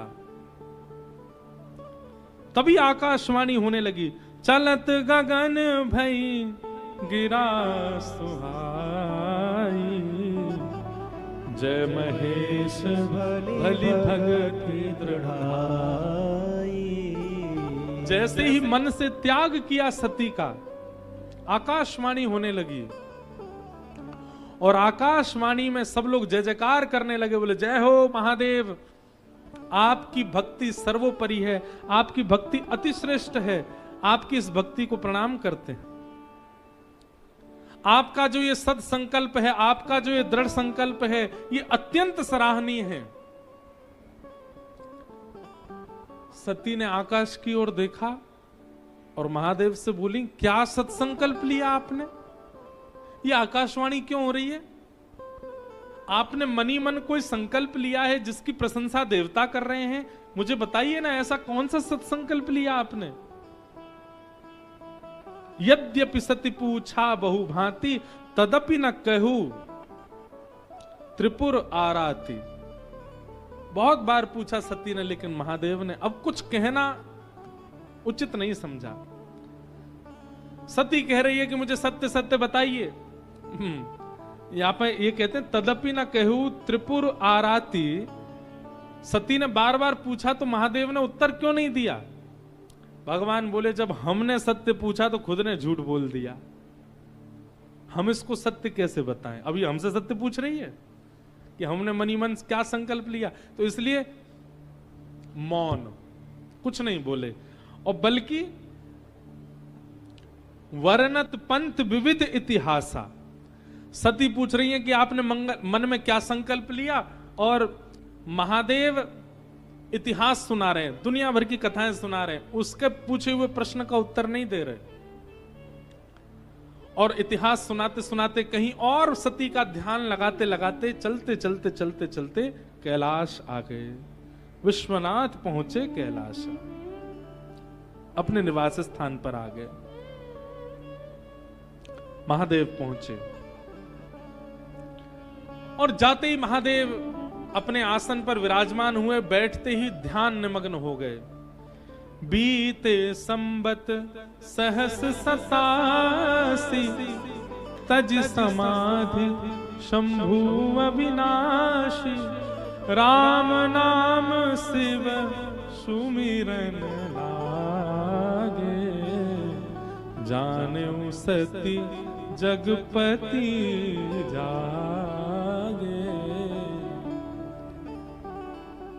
महादेव आकर के बैठ गए और 87,000 संबत तक समाधि में ही रहे। समाधि में आकर के बैठ गए, राम जी का स्मरण करने लगे। और 87,000 वर्ष बाद जब समाधि खुली, सती को पता चला कि महाराज उठ गए। कैसे उठे? बोले, राम नाम शिव सुमिरन लागे, राम राम राम राम राम। हमें ये पंक्ति पढ़ करके हमको ऐसा लगा कि हम जब देखने के लिए गए थे श्री रामेश्वर भगवान को, तो हमारे सामने जल डाला, हमारे सामने भस्म लगाई, हमारे सामने माला पहनाई, पर शंकर जी तस से मज नहीं हुए। क्यों? अभी समाधि में बैठे हैं, अभी महादेव समाधिस्थ हैं। चाहे महाकाल चले जाओ, चाहे कैलाश चले जाओ, चाहे काशी विश्वनाथ चले जाओ, चाहे रामेश्वरम चले जाओ, सब जगह जल डालने पर महादेव बिल्कुल अचेत रहते हैं। क्यों? महादेव अभी समाधि में बैठे हैं। और जिस दिन आपके स्वप्न में, आपके चलते फिरते मनस्थ में, आपके कानों में अपने आप राम राम राम राम राम राम राम राम गुंजायमान होने लग जाए, समझ जाना कि महादेव की समाधि अब खुल गई है। श्री रामेश्वर भगवान के सामने जाकर के, ये काशी वाले हैं, दूर से ही पता चल जाती है ये काशी वाले हैं। कल हम जैसे ही मंदिर गए, 4 लोग कोने खड़े, उन्होंने जैसी कहा हरा हरा, सौरभ भैया बोले ये काशी वाले हैं। मैंने हाँ, ये काशी वाले। देखो, मीराबाई कहती हैं ये भी हमारी बहुत बड़ी योग्यता, कि हमारी पहचान हमारे व्यापार से नहीं, हमारी पहचान हमारे कर्म से नहीं, हमारी पहचान हमारी जात से नहीं, हमारी पहचान हमारे रूप से नहीं, हमारी पहचान हमारे इष्ट से है। ये हमारे जीवन की सबसे बड़ी योग्यता, हमारी पहचान हमारे इष्ट से हो। तो क्या बता रहा था मैं? हां, वास्तव में जगा हुआ कौन है, जागृत कौन है? जिसके मुख से राम नाम निकल रहा है वही जगा हुआ है। वो अब भी सो ही रहा है जिसके मुख से राम नाम उच्चरित नहीं हो रहा। यह भी इस एक पंक्ति का एक भाव ले सकते हैं। जिसके जिह्वा पर राम नहीं, जिसके मन में राम नहीं, जिसकी वाणी में राम नहीं, वो सो ही रहा है अभी भी। क्योंकि राम नाम शिव सुमिरन लागे, जाने सती जगत पति जागे। कोई व्यक्ति जागृत अवस्था में है, ये तभी मानो जब उसके मुख से राम निकलता हो। अगर वो राम नहीं बोलता है तो देखो, अब देखो ये अपने आप कड़ी जुड़ गई। जब शव यात्रा जाती है ना, जितने भी जगे हुए होते वो क्या बोलते हैं? राम नाम सत्य है। लेकिन जो अर्थी पर लेटा वो नहीं बोलता। इससे ये बात प्रमाणित होती है कि जागा वही जिसके मुख से राम नाम निकला है। वो अचेत है, वो सोया हुआ है जिसके मुख से राम नाम उच्चरित नहीं हो रहा, उद्धरित नहीं हो रहा। इसलिए भैया नित्य राम कहा करो। महादेव सतत जपत। एक बात हम आपकी थोड़ी करेक्ट करना चाहते हैं। दुनिया के लोग मंदिर में जाते हैं, रामेश्वर भगवान के सामने कहते हैं ओम नमः शिवाय, ओम नमः शिवाय, ओम नमः शिवाय, ध्याय नित्यम महेशम रजत किरणभम चारु चंद्रावतम सम। नहीं, कल हमारे पंडित जी भी महादेव के सामने खड़े, लिंग थाप विधिवत करी पूजा, शिव समान मोहि प्रिय नहीं दूजा। ये सब बातें महादेव के सामने नहीं कहनी है। ये ओम नमः शिवाय का उच्चारण महादेव के सामने नहीं करना है। जब किसी रामालय में जाओ, किसी राम मंदिर में जाओ, वहां जाकर के एक बार धीमे से कहो ओम नमः शिवाय, तो महादेव प्रसन्न हो जाए। ओहो, राम जी प्रसन्न हो जाएंगे, मेरे महादेव का नाम उच्चारण कर रहा है। हनुमान जी के सन्मुख जाके राम राम कहो, सीता जी के सन्मुख जाके राम राम कहो, श्री बांके बिहारी मंदिर में जाके श्री राधा कहो, श्री किशोरी जी के सामने जाके कृष्ण मनोहारिणी कहो। विपरीत प्रेम का प्रसंग सामने सुनाना चाहिए, तब इष्ट प्रसन्न होते हैं। अब आप महादेव के सामने जाकर के कह रहे ओम नमः शिवाय, ओम नमः शिवाय, ओम नमः शिवाय। महादेव थोड़ी बहुत नेत्र खुले भी होंगे तो उनको बंद और कर लेते होंगे, मेरो ही नाम मोइये सुना रहे हैं। पर महादेव के सामने जाकर के कोई कहे महादेव सतत जपत मंत्र राम नाम, महादेव जपत मंत्र राम नाम, निराधार को आधार एक राम नाम, निराधार को आधार एक राम नाम, प्रेम मुदित मन से कहो राम राम राम, राम राम राम, सीता राम राम राम। प्रेम मुदित मन से कहो राम राम राम, राम राम राम, सीता राम राम राम। राम नाम शिव सुमिरन लागे। राम नाम शिव सुमिरन लागे। राम नाम शिव सुमिरन लागे। राम नाम शिव सुमिरन लागे। जाने सती जगत पति जागे। जाने सती जगति पति जागे। जाई शंभु पद वंदन कीने। जाय शंभु पद वंदन कीना। जाई शंभु पद वंदन कीन्हा। जाय शंभु पद वंदन कीना। सन्मुख शंकर आसन दीना। सन्मुख शंकर आसन दीना। लगे कहन हरि कथा रसाला। लगे कहन हरि कथा रसाला। हे दक्ष प्रजेश भय तेहि काला। दक्ष प्रजेश भय तेहि काला। राम नाम शिव सुमिरन लागे।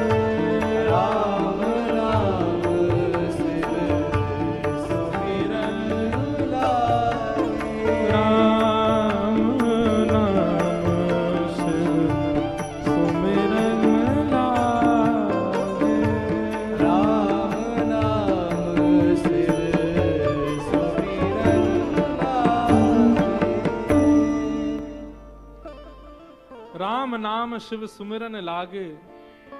आहा, राम नाम शिव सुमिरन लागे, तभी राम प्रिय कथा में आ गए। हमारे वृंदावन से ठाकुर जी का यश जो बड़े भाव से गाते हैं, ऐसे श्री अभिषेक कृष्ण शास्त्री जी महाराज पधारे। नहीं नहीं महाराज जी ऊपर विराजो, आसन प्रदान करो, या यहाँ विराज जाएं और प्रिय, हाँ यहीं विराज।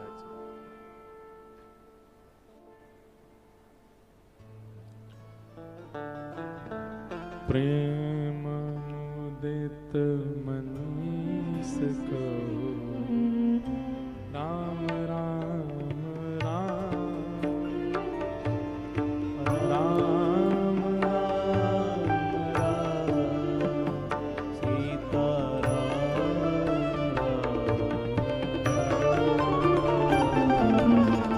प्रेम मुदित मनीष को राम राम राम सीता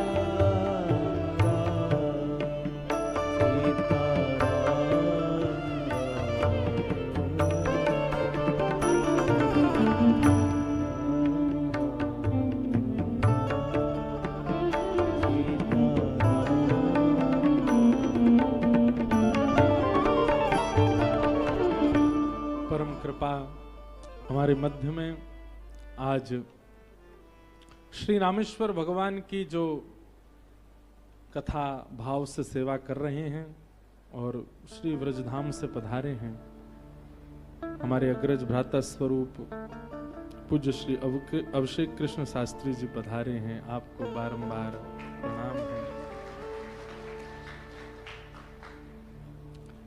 आप श्री 2 सत्र में कथा सुना रहे हैं, सुबह और शाम। उसके बीच में समय मिला तो आप आज कथा में पधारे।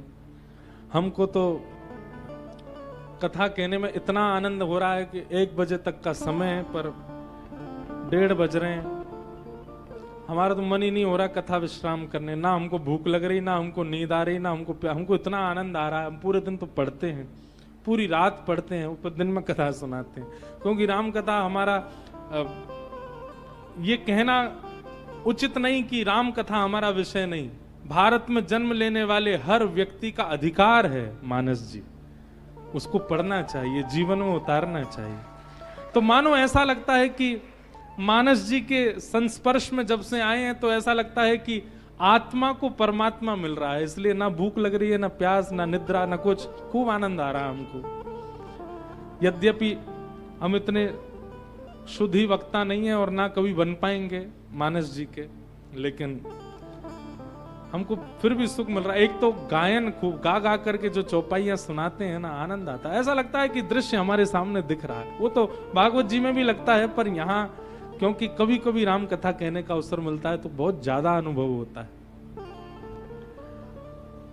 राम नाम शिव सुमिरन लागे, जाने सती जगत पति जागे। वो ही जागृत अवस्था में है जिसके मुख से राम नाम निकलता हो। जो राम उच्चारण नहीं करता, जो राम उद्धृत नहीं करता, वो जीवित अवस्था में है ही नहीं है। इसलिए राम, हमें लगता है हम जीवित हैं, हमें लगता है 8 अरब कितनी जनसंख्या बताई जाती है पूरे विश्व की, पर वास्तव में देखा जाए तो जीवित हनुमान जी हैं। इसलिए उनको चिरजीवी कहा जाता है। वो चिरजीवी क्यों है, वो चिरंजीवी क्यों है? क्योंकि राम उच्चारण करते हैं, राम राम बोलते हैं। जीवित हम नहीं है, हमें जड़ भाव में दिखने वाले रामेश्वर जीवित हैं। क्यों? उन पर जल डालने पर उनको कंपन का भी अनुभव नहीं होता। क्यों? क्योंकि इतने लीन हो चुके हैं राम नाम में।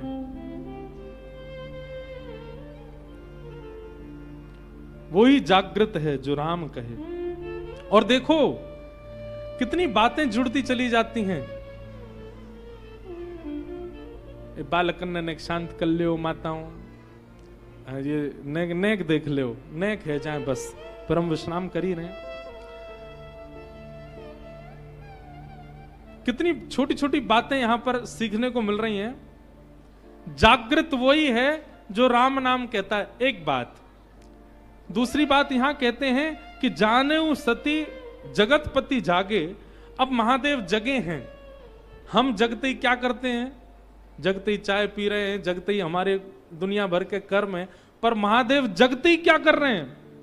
लगे कहन हरि कथा रसाला।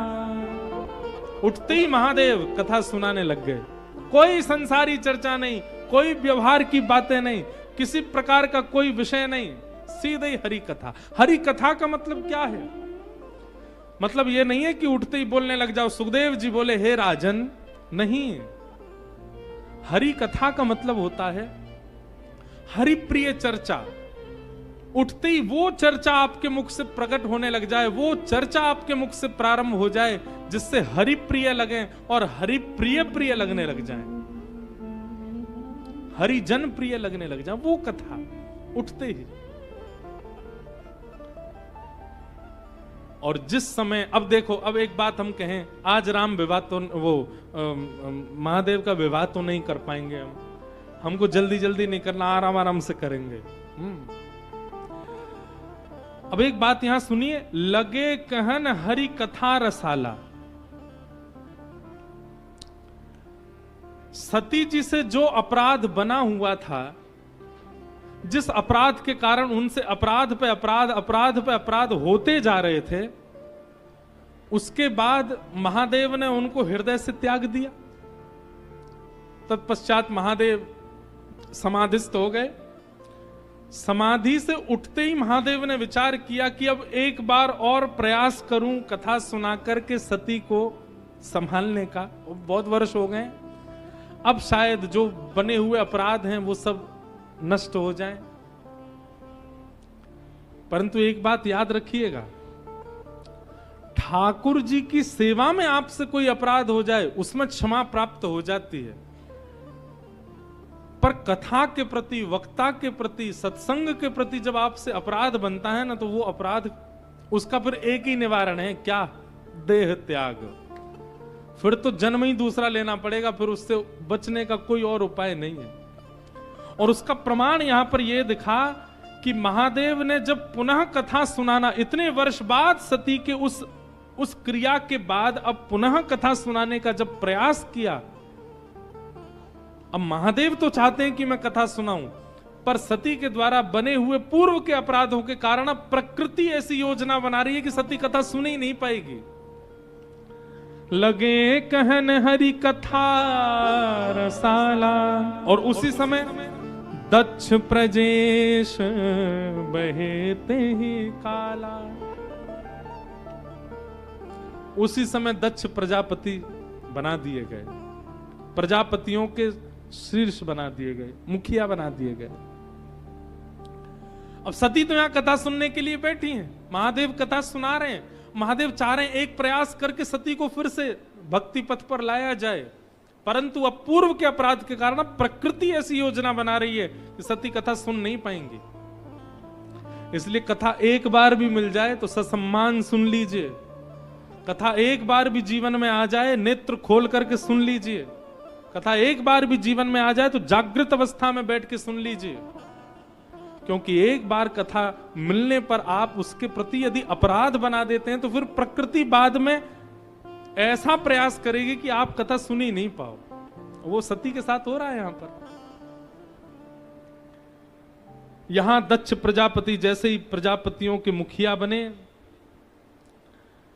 बड़ अधिकार दक्ष जब पावा, अति अभिमान हृदय तब आवा। जब विशेष अधिकार दक्ष को प्राप्त हुआ, अभिमान चित्त में आ गया। और इसकी अगली पंक्ति तो लिखने योग्य है, क्या? नहीं को अस जन्मा जगु माही, प्रभुता पाई जाहि मद नाही। इस संसार में ऐसा कोई जन्मा ही नहीं है जिसको प्रभुता मिलने पर अहंकार ना हुआ हो, जिसको प्रभुता मिलने पर अभिमान ना हुआ। दक्ष प्रजापति को अभिमान होने लगा एक श्रेष्ठता प्राप्त होने के बाद। महादेव यहां कथा सुना रहे थे और तभी व्योम विमान उसी मार्ग से ऊपर से जा रहे थे। सती ने महादेव से पूछा कि ये विमान कहां से आ रहे हैं, कहां को जा रहे हैं? महादेव ने सब बताया। बोले देवी, ये सब तुम्हारे पिताजी के यज्ञ में जा रहे हैं, सब देवता जा रहे हैं अपनी पत्नियों के साथ, आदि आदि सब भाव बताए, सब तुम्हारे पिता के यहां यज्ञ में जा रहे हैं और वह यज्ञ मुझे अपमान करने के लिए किया जा रहा है। पूरी घटना बताई, आप सबको पता ही है कि दक्ष प्रजापति के सभा में आते सब खड़े हुए, लेकिन विष्णु तो आए ही नहीं थे, ब्रह्मा जी खड़े नहीं हुए क्योंकि ब्रह्मा तो पिता हैं, और महादेव भी खड़े नहीं हुए। क्यों? चिदानंद रूप शिवोहम शिवोहम, वो अहम शून्य हैं। उनको जब राग की इच्छा नहीं है तो उनके भीतर ममत्व भी नहीं है, द्वेष भी नहीं है, और राग द्वेष से विमुख व्यक्ति सम्मान करना जानता नहीं है, उसका स्वभाव ही नहीं होता है। जब महादेव को खड़ा नहीं देखा तो दक्ष प्रजापति उपहास करने लगा, और उस उपहास को देख करके नंदी आदि क्रोधित हो गए, और क्रोधित होकर के बोलने लगे, अरे इतना मैं करता है, अपने ऊपर अहंकार करता है, तुझे तो बकरा बन जाना चाहिए, तू मानव क्यों बन गया? महादेव अपने सभी सभा, अपने लोगों को लेकर के वहां से चले गए। सब बातें आज महादेव सती को बता रहे हैं। बोले तब से ही तुम्हारे पिताजी हमसे चिढ़ते हैं, और आज एक बहुत बड़ा यज्ञ कर रहे हैं, उस यज्ञ में भी हमको स्थान नहीं दिया है। और ये सारे विमान यहां होकर के इसलिए भेजे जा रहे हैं ताकि मेरे मन में और तुम्हारे मन में ऐसी भावना आए कि देखो यज्ञ हो रहा है, सब बुलाए, तुमको नहीं बुलाया गया है। मैं एक बात कथा में कहा करता हूं बंधुओं, जो अमृत पान करते हैं उनको देव कहा जाता है और जो विष पान करते हैं उनको महादेव कहा जाता है। अमृत पहले ही टप टप टप टप कर देते, सुनो तो सही, ये अमृत और विष है क्या? संसार में मिलने वाला बहुसम्मान यही अमृत है, और उस सम्मान के प्रति जो तुरंत प्रस्तुत हो जाता है वो देव है। लेकिन संसार से मिलने वाला अपमान, उस अपमान को भी जो ग्रहण करके कंठ में धारण कर ले, वो अपमान रूपी विष को जो धारण करे, वो देव नहीं, वो महादेव है।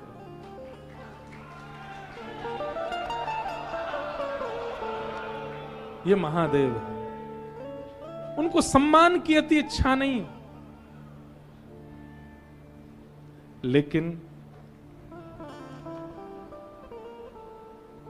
सती बोली, यद्यपि मित्र प्रभु पित गुरु गेहा, जाइए बिनु बोले हूं न संदेहा।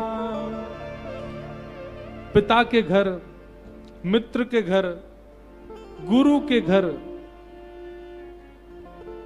निमंत्रण की आवश्यकता नहीं होनी चाहिए, ऐसे ही चले जाना चाहिए। दक्ष हमारे पिता हैं, हम क्यों नहीं जा सकते?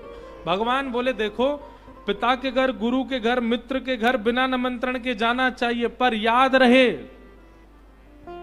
आपको पता है कि आपके पहुंचने से वहां कलेश हो जाएगा तो नहीं जाना चाहिए।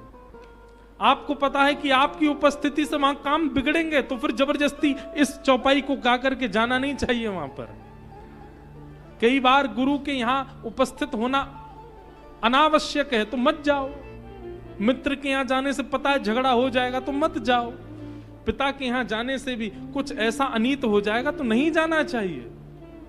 पर सती को अब कौन समझाए? बंधुओं, सती की बात सुनकर के भगवान बोले, भांति अनेक शंभु समझावा, भावी वश न ज्ञान और आवा। भाव के वश कोई ज्ञान आता नहीं है चित्त में। महादेव ने खूब समझाया, लेकिन सती बोली नहीं, मैं जाऊंगी, मैं जाकर के पिता को समझाऊंगी, क्या पता मेरी बात सुनकर के वे आपके प्रति आनंदित हो जाएं, शायद सुलह हो जाए। महादेव सब जानते हैं कि अब बात बनने वाली नहीं है और सती को भी समझाने से कोई काम बनेगा नहीं। महादेव ने स्वयं ही सती जी के सारे कपड़े आदि लिए, गणों को कहा आप संग जाओ सती के, आप जाओ, मैं यही हूं। बंधुओं, अब एक बात कह के हम कथा विश्राम करेंगे।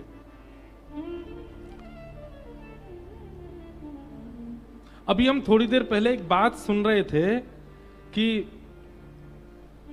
कीन कवन पन कहो कृपाला, सत्य धाम प्रभु दीन दयाला।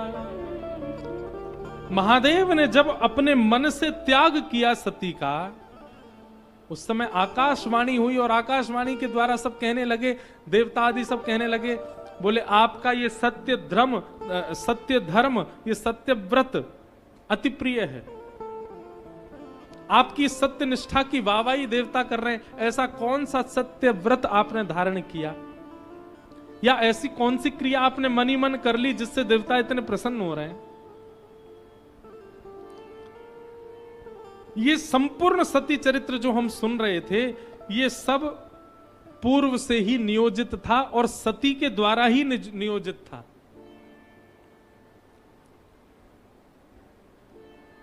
एक कथा बड़ी प्रसिद्ध आती है कि भगवान श्रीमन नारायण सहस्त्र कमल अर्चन कर रहे थे महादेव को, 1000 कमल चढ़ा रहे थे। 1000 पूरे होने में 2-4 ही बचे थे, तभी महादेव ने एक लीला की, एक कमल उसमें से अंतर ध्यान कर दिया। 999 कमल चढ़े और जैसे ही 999 कमल चढ़े तो भगवान श्रीमन नारायण इतने व्याकुल हो गए, बोले मेरी अर्चना अधूरी रह जाएगी, 1000 कमल चढ़ाने और ये 999 ही रह गए, अब क्या करें, एक कमल कहां से लाए जाएं, अर्चना तो पूरी करनी है। तभी ठाकुर जी क्या करने लगे, भगवान ने मन में विचार किया कि मेरे पूरे अंग को कमल कहा जाता है, मेरे नेत्र कमल है, हस्त कमल है, चरण कमल है, मेरा पूरा वपुः कमल है। तुरंत ठाकुर जी अपना नेत्र चढ़ाने लगे, महादेव प्रकट हो गए, बोले भगवान ये क्या कर रहे हैं, बोले मेरी कमलार्चन में एक कमल कम पड़ रहा है, अब भक्त जन वेद जन सब मेरे पूरे सर्वांगीण अंग को कमल बताते हैं, तो मैंने विचार किया कि हाथ चढ़ा दूंगा, हाथ भी कमल हैं, तो फिर अर्चना कैसे करूंगा, चरण चढ़ा दूंगा तो प्रदक्षिणा कैसे करूंगा, किसी अन्य भाव को चढ़ा दूंगा तो फिर सेवा में कोई ना कोई त्रुटि हो जाएगी। लेकिन नेत्र दो हैं, इन दो में से एक नेत्र यदि आपके चरणों में अर्पित कर दिया जाए तो नेत्र कमल के रूप हैं वेदों की माने तो एक कमल पूर्ण हो जाएगा और मेरी जो अर्चना है वो पूर्ण हो जाएगी। जैसे ही ये बात भगवान ने कही, देवता वहीं प्रकट हो गए, गंधर्व डुमडुमियां बजाने लगे, आकाश मार्ग में सब देवता जय जयकार करने लगे और सब कहने लगे महादेव के प्रति नारायण की जैसी भक्ति है, ऐसी भक्ति किसी की नहीं हो सकती। भगवान की भक्ति का सब लोग प्रशंसा करने लगे, भगवान की भक्ति की जय जयकार करने लगे। क्यों? क्योंकि भगवान महादेव की भक्ति में अपने अंग को चढ़ाने के लिए तैयार हो गए। महादेव उस दिन प्रसन्न नहीं थे, सब प्रसन्न हैं पर महादेव प्रसन्न नहीं है। क्यों? उनके मन में एक प्रतिस्पर्धा का भाव आ गया, बोले ठाकुर जी मुझसे आगे निकल गए भक्ति में, ये मेरे इतने बड़े भक्त हो गए और मैं पीछे रह गया। बात तो तब बनती जब देवता इस बात पर भी प्रसन्नता जाहिर करते कि मैं भी इनका बहुत बड़ा भक्त हूं, मुझसे बड़ा भक्त कोई नहीं है। ये बात यदि कहते तो मेरे मन को शांति मिलती, परंतु ठाकुर जी मुझसे आगे निकल गए, मैं पीछे रह गया भक्ति में। ये एक प्रेम भरी प्रतिस्पर्धा आ गई महादेव के मन में। अब महादेव शांति रहते हैं, वैसे भी शांत रहते हैं, पर बहुत ही शांत हो गए, प्रशांत हो गए, कुछ बोलते नहीं, कुछ कहते नहीं, कभी हंसते नहीं, कभी कुछ करते नहीं, बस नेत्रों से अविरल अश्रुधार गिरती रहती है, भाव निमग्न सती इस रूप को देखती थी। सती ने कई बार प्रयास किया महादेव से पूछने का, पर महादेव अपना क्षोभ कैसे बताएं सती को। तब एक दिन सती को यह देखा नहीं गया कि महादेव इतने विरह में रहते हैं, तुरंत नारायण के पास गई, बोले देखिए ये तो विश्वव्यापक बात है कि महादेव के सबसे बड़े उपासक आप हैं, देवताओं ने भी आपकी इस बात पर मोहर की। मैं आपसे पूछना चाहती हूँ, मेरे प्राणनाथ आजकल बहुत उदास रहते हैं, बहुत विरह में रहते हैं, बहुत शांत रहते हैं, प्रशांत रहते हैं, इसके पीछे कारण क्या है? ठाकुर जी बोले और कोई कारण नहीं है, जब से देवताओं ने हमको सबसे बड़ा भक्त बता दिया, क्योंकि हमने अपना अंग ही अर्पित कर दिया उनके चरणों में, तब से महादेव के मन में ये बात आ गई है कि हम ज्यादा बड़े भक्त हो गए और वो छोटे रह गए हमसे। उनको इस बात का कष्ट है कि मैं बड़ा भक्त क्यों बन गया, वो क्यों नहीं बने, और मुझसे श्रेष्ठ भक्त वो बन जाएं, इसकी पीड़ा में वो रहते हैं। अब मैं तो नेत्र अर्पित कर चुका हूं, महादेव मन में विचार करते हैं अंग अर्पित करूंगा तो देखी दिखाई बात मानी जाएगी कि ओहो नारायण ने किया तो उनकी देखा देखी इन्होंने भी कर दिया। अपनी प्रिय कौन सी वस्तु अर्पित करूं, इसी चिंता में वो रहते हैं।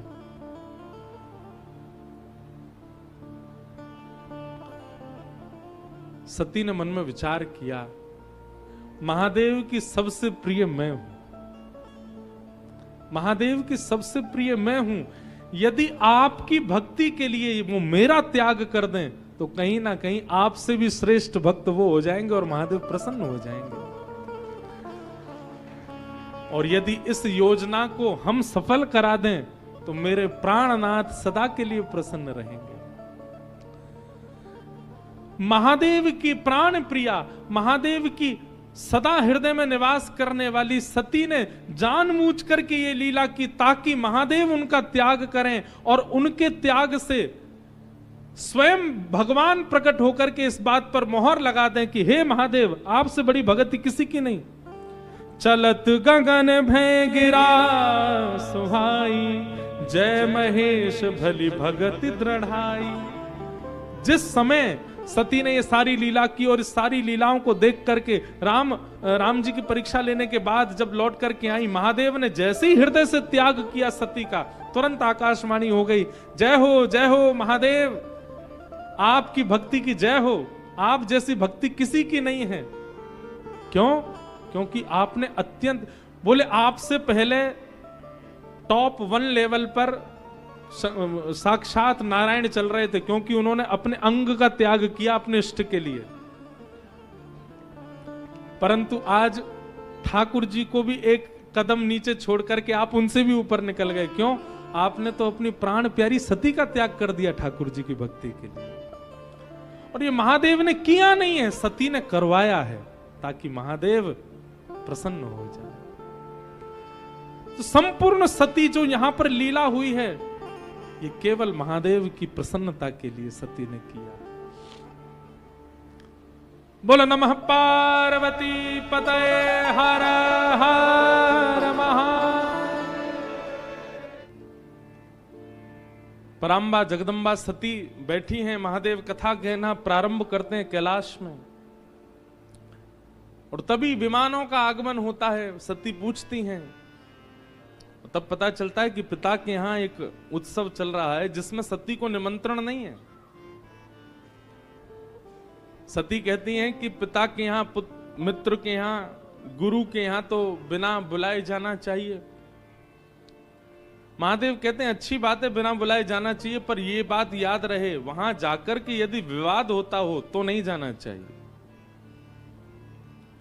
हमें पता है कि हमारे जाने से, हमारी उपस्थित होने से वहां विवाद हो जाएगा, तो फिर क्यों जाना। लेकिन बहुत समझाया, सती नहीं मानी। अब सती का भी स्वभाव ऐसा माताओं का रहता ही है कि पति में और पिता में ज्यादा दिन कलेश रहे ना, मैं बीच में आके कुछ सुलह करवाऊं।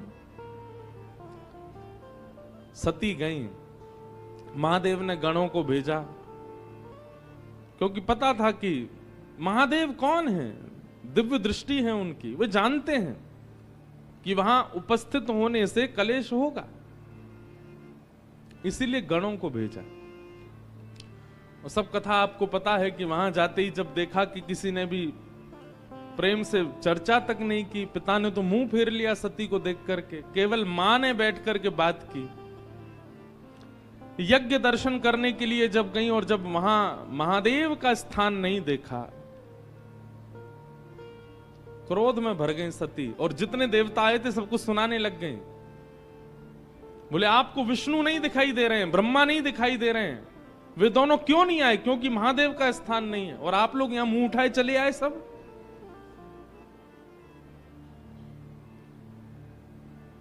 लोग कहते हैं कि सती ने यज्ञ कुंड में प्राण त्यागे नहीं। मानस जी में गोस्वामी जी कहते हैं कि श्री सती ने महादेव के अपमान को देख अपनी योगाग्नि से ही अपने देह का त्याग कर दिया। आसन पर बैठी है नेत्र बंद करके, और महादेव का अपमान सह नहीं पाई, अपनी ही योगाग्नि से दग्ध होकर के अपने तन का त्याग कर दिया। और करना ही था, क्योंकि महादेव त्याग जो कर चुके हैं सती का, अब स्वीकार तो करेंगे नहीं। तो सती ने भी गांठ बांधी है कि अब इस तन से तो मुझे स्वीकार करेंगे नहीं, अब दूसरा तन ही धारण मुझे करना पड़ेगा। पर योगाग्नि से अपने शरीर को त्यागने से पूर्व सती क्या कहती हैं? सती मरत हरि सन वर मांगा, सती मरत हरि सन वर मांगा, सती मरत हरि सन वर मांगा, सती मरत हरि सन वर मांगा। अपने तन को त्यागते हुए सती हरि का स्मरण करती हैं और वरदान मांग रही हैं। क्या? जन्म जन्म शिव पद अनुरागा, जन्म जन्म शिव पद अनुरागा। सती मरत हरिसन बर मांगा, सती मरत हरिसन बर मांगा। जन्म जन्म शिव पद अनुरागा, जन्म जन्म शिव पद अनुरागा।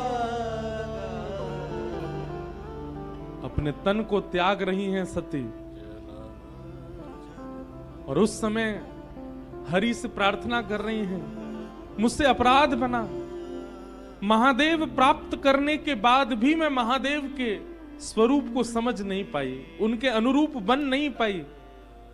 हे हरि, आप केवल, आपके शास्त्र कहते हैं अंते यामति सा गति, अंत में जो मांगो, अंत में जो सोचो वो मिलता ही है। मैं केवल आपसे एक वरदान मांगती हूं, क्या? जन्म जन्म शिव पद अनुराग। शिव को पति रूप में नहीं मांगा, शिव को गुरु रूप में नहीं मांगा, शिव के चरणार विंदों के प्रति अनुराग मांगा। सती ने ऐसा नहीं कहा है कि वो अगले जन्म में शिव अर्धांगिनी ही बनकर के आए, बस वो जहां भी रहे वहां से ही शिव के चरणों के प्रति उनका अनुराग हो, ये मांगा।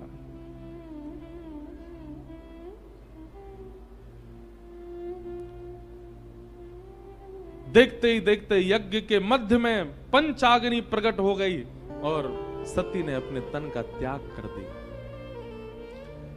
गण दौड़े दौड़े गए, जाकर के महादेव को जैसी बताया।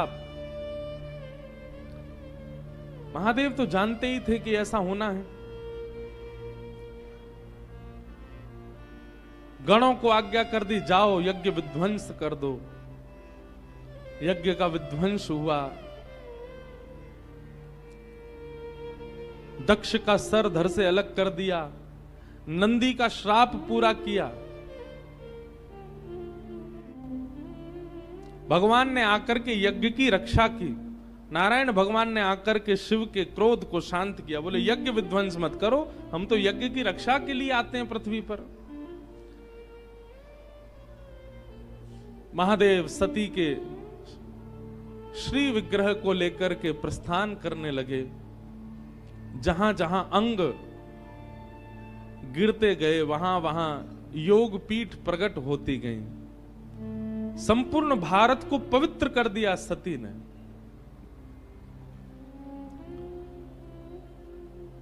इस प्रकार श्री सती मैया महादेव के चरणों में विलीन हो गई और अंत में मांगा गया वरदान सती को फलीभूत हुआ। कैसे? तेहि कारण हिम गिरि ग्रह जाई, तेहि कारण हिम गिरि ग्रह जाई।